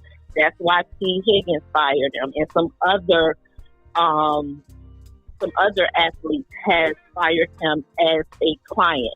He has clients throughout a lot of sports genres outside of football. Mm-hmm. So, and I'll be honest with you, if I was an athlete and he came to me, he wanted to represent, I would not want him to represent me mm-hmm. because how he moves. He does not move for his players' thing. And like the caller from New York said, if you want to blow everybody's cap space, mm-hmm. it don't have to be the Cowboys. Yeah. So that's all I have to say about that. For the caller that was before the one from New York, right now, I just pulled up all the draft stuff because that I have from my draft show that I have been doing for the past few weeks. Right now, So what everyone needs to understand with the draft, you have your draft point, which a lot of people tend to forget or they don't know about. Then you have your draft capital, and within your draft capital, that's where you have your BPA and your trade equity. Right now, it's been a long time where we've had both of them, and if you want to include everything, all three. We have draft points, we have BPA, which is your draft capital, and you have your trade equity. Now, all 32 teams need to enter the draft with a minimum of $15 million. Mm-hmm. You can't have anything lower than that. The Cowboys do have play money right now, which we have not had in a long time. Yeah. So right now, your draft capital, which is your BPA, that is pick number 12. We do not have enough draft points to move up in a draft. Yeah. Now, we can move down from 12 a little bit, but when it comes to your pick 20, that is your sweet spot. That is your trade equity. You can wheel and deal, or you can stick and pick. If you decide to use that trade equity pick to wheel and deal, we can move as up as 17, and we could go all the way down to 32. Bingo. With that one. As far as some of the players, I have the whole entire roster of the draft prospects that the Cowboys are looking at on all three phases of the ball. Mesidor definitely fit the Christian Parker's scheme, which is a 3-4 with multiples. So you're going to see 5-2, 5-2, 4-2-1. As far as the secondary room, it's definitely going to be a hybrid safety where you doing single high shell, two high shell, with a little bit of nickel. You play free and strong safety. When it comes to the cornerback, it's going to be hybrid, where it's going to be you play nickel, you play man press, and you play zone. So that's what the defense is looking at right now. And we're moving good with that. As far as the linebackers, what he wants is hybrid linebackers where you can also play safety as well. Even though we know that this whole Myles Garrett is just a bunch of smoke and mirrors, because I kind of know some people that was in the Browns and they don't know how that story got out. So that's why I say I'm not even focusing no energy on it. But let's just say that just so happened to be the case. Myles Garrett will not fit into a Christian Parker scheme because he is a predominantly 4-3 base formation defensive player. Yeah. I like it. As usual, Kels just comes in dropping the bombs, and she knows it. The only thing that I would say about Mesidor that Marlon talked about that is in question, I think Mesidor would fit any scheme. I'm in total agreement with that. I love him as a player. But the question is how much film, and I haven't really studied that enough, and maybe you have. If I know you like I know you probably have. Is the element of a 3-4 guy. Like, we all know he can put his hand in the ground, but what is he standing up? Has he dropped back a lot in coverage? Has he had that responsibility? I'm not quite sure, but I haven't really studied him like that. But I know what he is as a hand in the ground dude, or even standing up and rushing. That's the other thing. He stands up and rushes. Now, I saw that a lot.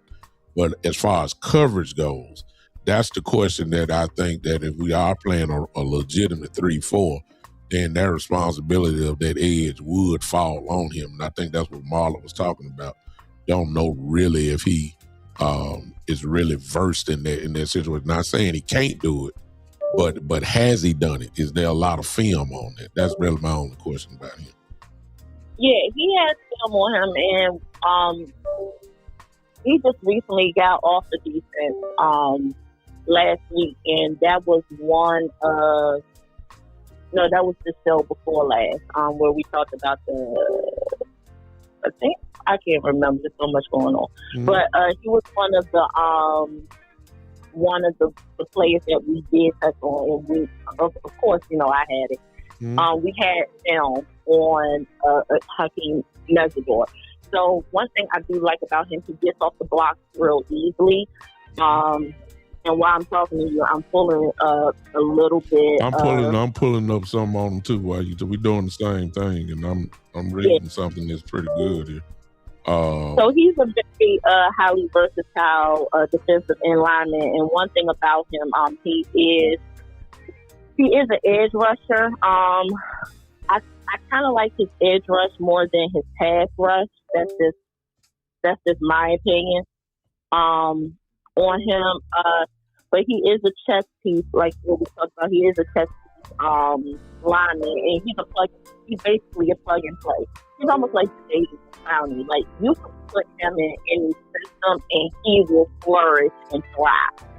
Yeah, I'm looking at him now, and this is a matter of probably going to be, you would have to pull up film for yourself to see it. We're talking about Nezador, for those that don't know, the kid from Miami. I'm looking at it, it does say that he's had some 3-4 responsibilities, especially in passing situations. So that's just a matter of pulling up those specific plays, see how he looks, and then you would have to be the judge on that. I don't know if he, got into pass breakups. I don't know if he covered the flat well, which is pretty much what a 3-4 linebacker will do. So I really haven't seen it. But what I do know, the key word that Kel said earlier, and maybe she wasn't attributing it to him, but she, in a broad sense, he is somewhat of a hybrid type dude. That's what Parker is looking for. In just about almost in every position, a guy that can, that can do a whole bunch of versatile things. And that is the description that I'm looking at right now, that says he can do that. Now, like I said, I had to pull up Miami's game film, some games, and see, how he looked, and did he drop back? Did he look fluid? How his movement went? Was he able to tackle in space? You know what I'm saying? Was he able to get there at the point of attack? All that type of stuff. You have to look at that for yourself. But yeah, anytime, and he does all. Yeah.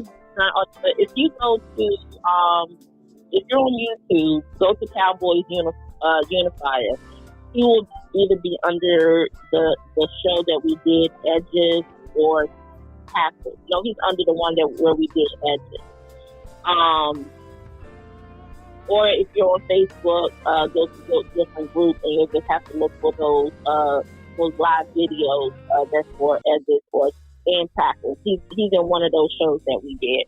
But he's very hybrid.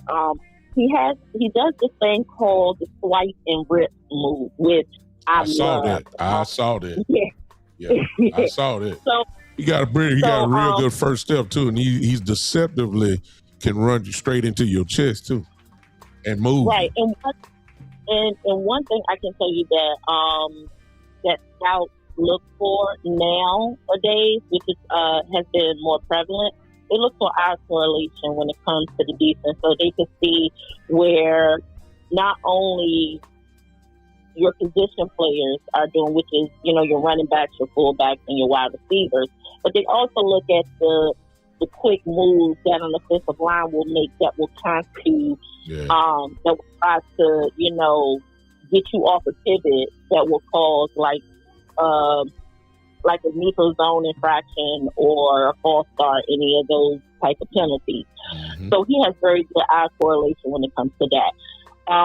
Another thing that Christian Parker will be bringing to the Cowboys is the post snap disguises, where it will use the offensive line, and we will also be implementing the cover six. Big time, you know how I feel about the cover six. I love the cover six. I love it. So we're going to see that, and we're going to see how our entire defense, including the secondary, will do the confusion and the disguisement within the pre and post snap. And that's one thing like I like about my frat brother Rashawn Gary. Now, Rashawn Gary, even though he's an edge, he is going to be listed as a hybrid outside linebacker. And I'm dropping a little bit of tea to y'all. So this is coming firsthand, breaking news. So with that, they're going to design the defensive playbook based on what the team is playing week by week. So so we play the 49ers. All right, Rashawn Gary, I know you're an outside linebacker, but for this game, you're going to be an edge rusher, or you're going to be a pass rusher, or I might just slide you in as a right defensive tackle or a left defensive tackle. One thing I know about Rashawn Gary is he is a multiple tech player. He plays 3 tech, he plays 5 tech. Yeah, you can move him around. You can move him around. He plays 7 tech, he plays 9 tech, and he plays 21 tech. Definitely. And one thing that I do like about what Christian Parker will do is when it comes to the pre-snap, you may think that it's going to be a zone coverage, but as soon as the ball is snapped by the quarterback, it goes straight into a man press. Or you will have your edge rush that is on the right side fling around to the left side, and you will not even know it. Yeah, it's already there, and I want to go back to Mesidor very quickly off that. Mesidor has the speed. I mean, if you saw, he fits. He's a problem, and the reason why we were talking about Mesidor so much was that. If you are drafting at 20, if you're not trading back or whatever, Mesidor just might be there. I got a feeling he will be, and that would help your defense tremendously. Actually, to have a kid like that. Well, he really ain't a kid; he's an older guy actually, but he's still 25, 26 years old. He's ready to rock. So this dude can play. And I would love to have him on the team. I love Mesidor. I don't see no, unless, of course, like I said, just by talking to you and Marlon, it made me, I did not study him because I kind of figured what he was.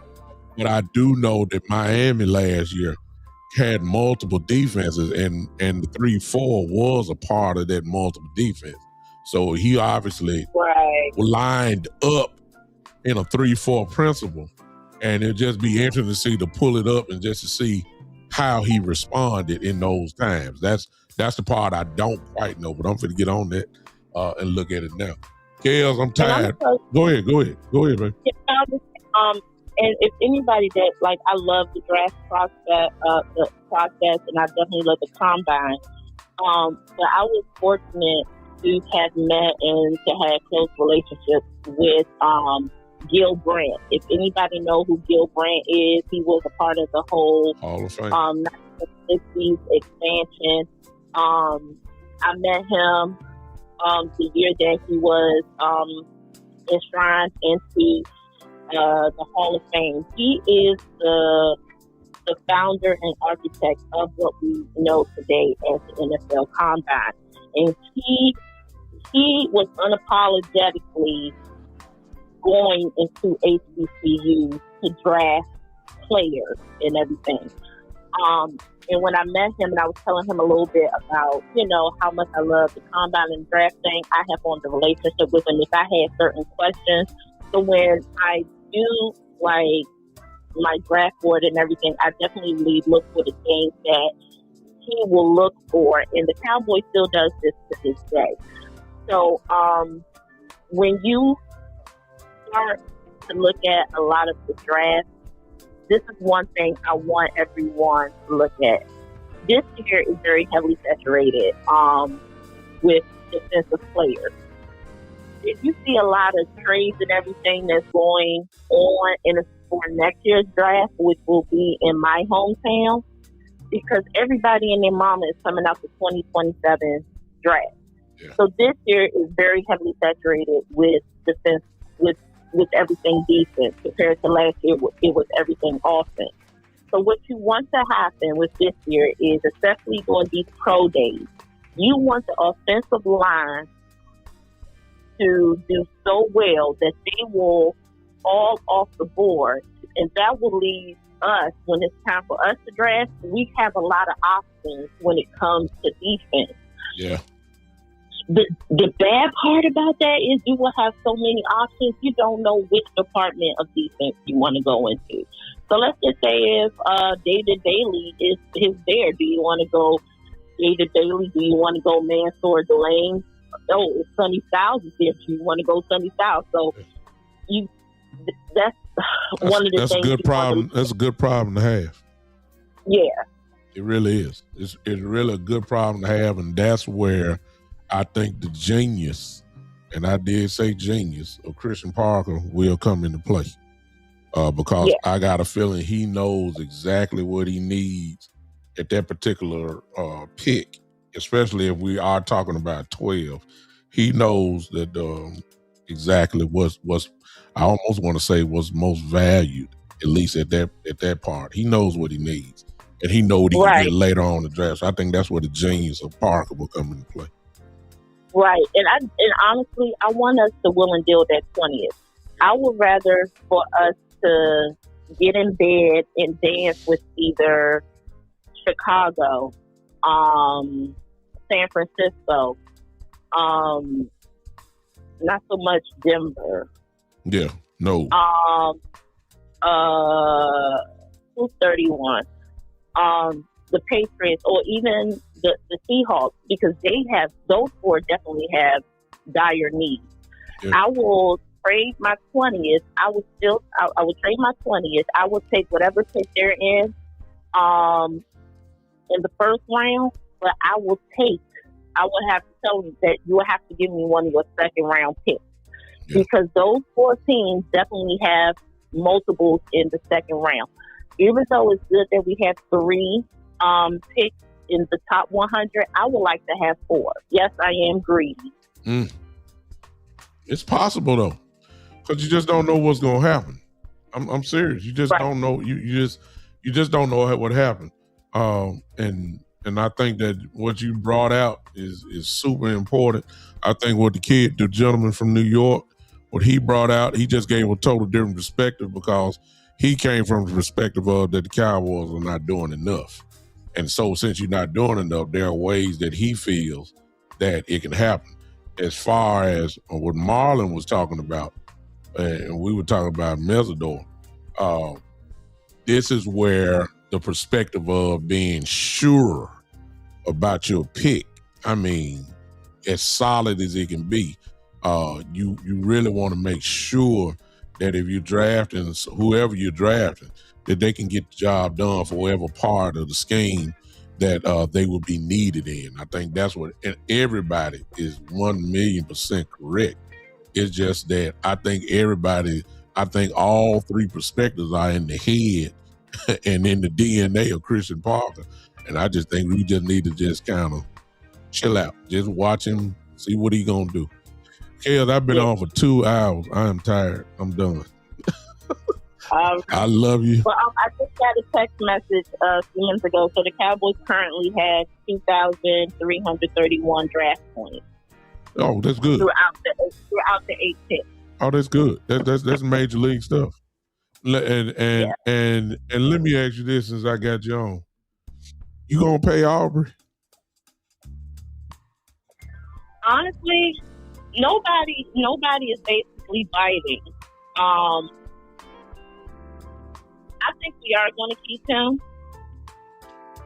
Somebody's gonna offer him money. And my question is, and I'm saying it will be out of respect for him because he deserves to be, in my opinion. I'm saying go ahead. No, I said the Cowboys basically have control over it. So they put the offer on the table.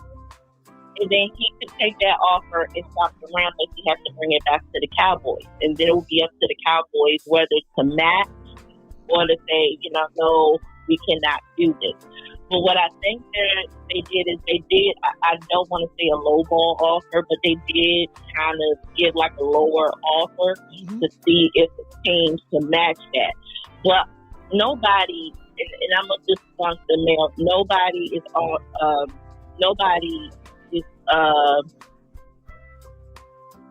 not. Nobody ain't went there yet. No, but the thing is, nobody is not asking for $10 million. No. He's not. Yeah. So honestly, because right now the kicker from Kansas City, I think, is making 6.7.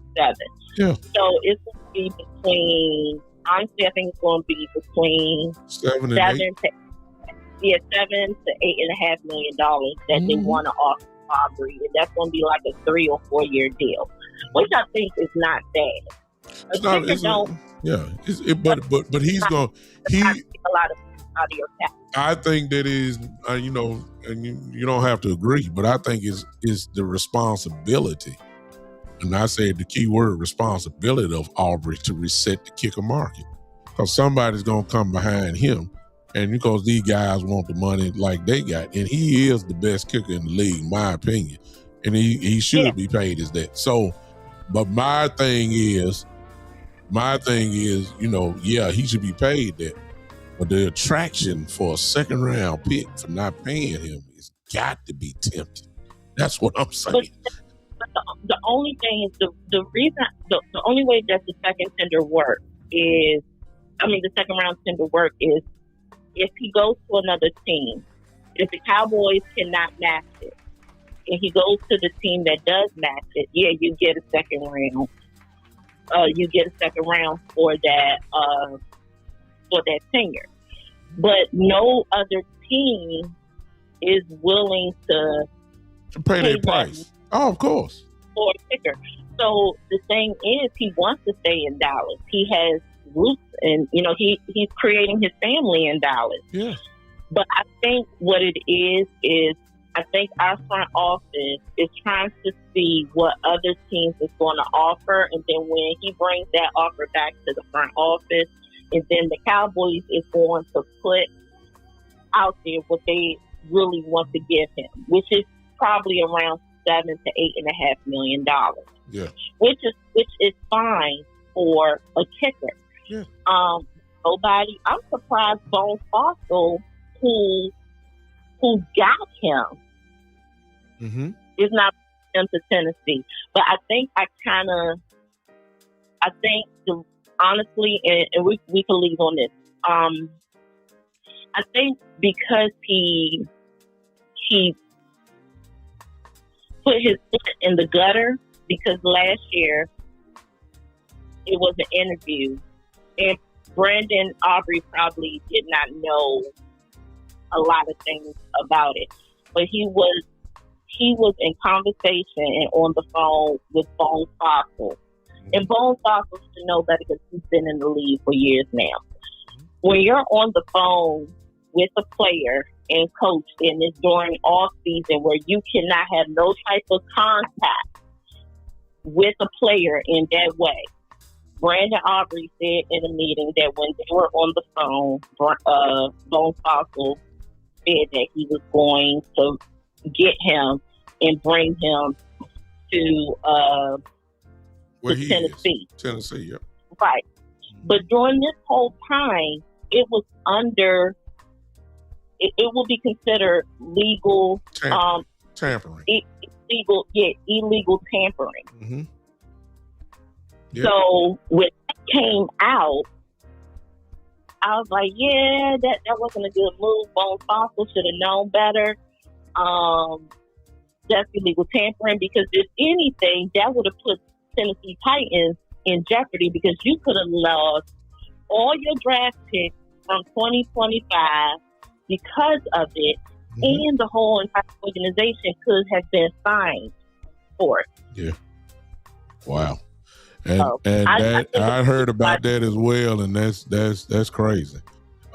Real crazy. That's called rolling the dice for real. So that's the reason why Tennessee hasn't bid on, because of what happened last year. Makes sense. Kales, I appreciate you as always. We'll talk again. Anytime. All right. I'll let you, girl. All right. That was the one and only Kales with the intel. And y'all see why we say that. She is loaded with information. But I appreciate everybody that called in. Thank you for letting me know that my line still works. That's the first thing. We got some smart people. I'm just talking about the people in the chat. I've been blessed to have people that I know that know the game. Marlon is tied in. I ain't gonna call names, but Marlon, who used to do something that I'm doing now. He was on radio, doing talk shows, primarily about football, sports, but obviously talking about football. You listen to him, you know how knowledgeable he is. Plus, he has a family member also. I'm not going to drop the name, but he's a family member, and I know him just through not really conversation, but through stuff that he said. His cousin, I believe it's his cousin, is an assistant GM. I'm not going to say what team, because then y'all can look it up, and I know that for a fact, of an NFL team. So he's tied in with, at least not with the Cowboys per se, but the way general managers move, and he gets some intel as well for that. Then, of course, when he get it, I get it. You see what I'm saying? And then we get a guy like the gentleman from New York they called, who obviously said he was a fan since 1971, who's earned the right to talk about this thing the way that he has. You can just hear it in his voice. You may not agree with his method, but it makes sense. You know what I'm saying? And it's all leading to this time when we're coming up to the draft. The real truth of the matter is, and I will give the Dallas Cowboys credit this year, they've been mighty quiet. The fan base and Cowboy Nation and content creators such as myself and like Kales, we've been very loud. We've been giving solutions. We have been either giving solutions, or we're saying, like, I've taken a position like I have no optimism for the Cowboys because I've seen it too long. I'm convinced the Cowboys will have to shock me with doing certain things that the fan base wants, because I know it's not them. And so I don't have a lot of optimism. I'm more of a pessimist when it comes to Cowboys. I know they love the draft, and it's setting up that way, that is the splash is going to come from the draft. That's the way I've always seen the Cowboys, and it's like that. And like the caller from New York said, I said it like this, that when it's time to make a move, what we didn't say, and when it came to Kobe Dean, if the gentleman from New York is still on here, Dean, we offered a great package from my understanding. The problem with Dean is not really a problem. It was just his preference. And it didn't have anything to do with he coming from Philly to Dallas. The problem with Dean is that he wanted to play with his college teammate, which is Quay Walker, the linebacker from Green Bay. They wanted to play together. And so they went where the money was, where the Raiders were. And the Cowboys offered a great package. He just wanted to go to Vegas to play with his teammates. I think it's another guy that played at Georgia that is there as well. So, he wanted to go play with his teammates. So be it. That's what happened with Dean. But I will say this: when it's time to make the move that you have to spend or whatever, I never thought the Cowboys would do what it takes to get, real, like the Crosbys or and Garrett really wasn't even on the market for us, so I refuse. But I'm saying, in order to get a Myles Garrett, you would have to give up a whole lot, and that's just something the Cowboys won't do. The Cowboys did go exactly, Kels. That's what I was saying. It's three, all teammates. So that's what happened with Dean. But when it comes to Crosby, we offered a great package. We just weren't going to give up our 2 first-round picks. That's just the bottom line. They were going to give up some other stuff. They just weren't going to give up both. And you can't blame the Cowboys for that. I don't blame them. I don't. But at the same time, I will say, if you wanted Crosby that bad, then you would have gave up those picks in order to, to say, okay, we're here now. That's the only thing I'm saying. I wouldn't have done it, but I also know the Cowboys wouldn't have done it. They're not willing to pay the ultimate price, to get a, one of those type dudes. They just won't do it. The price tag is too high. It really is. That's just not the Cowboy way. And that's the way it is. But that's going to make everything more interesting as we get closer to the draft. We've done all the scouting. Mostly everybody's done. Most of y'all done all the mock drafts. And, you're trying to figure this thing out. I'm just here to tell you, you can't figure it out because anything can happen in the draft.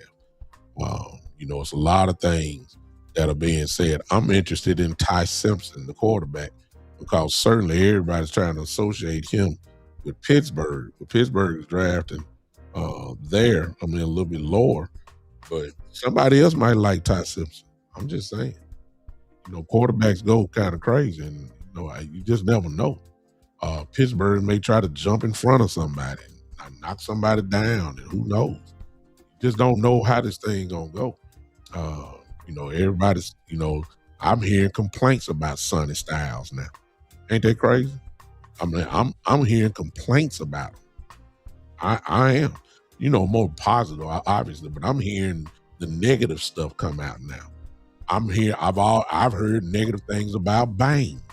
Everybody was talking about his arms are too short, and in the league against real good tackles, he's gonna get swatted. I'm hearing negative things about Bane. I'm hearing negative things about McCoy if he don't run. The people saying if he runs, coming up on the 31st, which is tomorrow, if in Tennessee Day, if he runs, they say he may project himself all the way up into the top 8, top 7. But if he don't run, they say he may go all the way down to dang near the second round. That's how crazy this thing is. And he's projected with a first-round grade, even though he didn't play last year. Delaney. I'm hearing negative things about Delaney now, the cornerback from LSU. Not too much, but this is the time when folks start trying to put negative signs up in order sometime to drive the person down because they really want them. But they're going to put stuff out there like that. This is the time when you start hearing attitude issues and people start getting private investigators on players and try to find negatives and everything. This is that time right now. But you'll start seeing some crazy stuff about some of these players that you hadn't heard all year. This is the time when it's about to happen because everybody's getting down in the dirt now because it's draft time. So we can't really predict what we're getting ready to see. All we can do is just keep doing these little mock drafts that we doing and act like we really know what's going on and pay attention to what he say. You saying defense, like I've been hearing shot at. I'm saying, look, best player available. That best player available may be offense. I'm serious. It might be offense. And I wouldn't doubt for a heart flash if the Cowboys do that. I wouldn't be surprised if they wiped out per se. They may not have a choice but to go offense. They'll be the best player on the board. Just never know. One thing about it, all content creators are going to be on deck. We all going to be here every step. I'm quite sure draft shows are being developed. I'll probably be with the DC Universe and being boss and Henny and Landlord and West Coast and, the usual crew. We'll probably all be together again like we were last year and do it again. So, until then, ladies and gentlemen, I'm back. At least I had free time tonight. I've been on 2 hours and 24 minutes. That is entirely too long. But I had fun with all y'all. Man, I appreciate y'all hanging with me tonight. Do me a favor and hit that like button as you leave. Do me a favor and do that. And I'll hang with you guys soon. This has been the one and the only, the Big Time Show.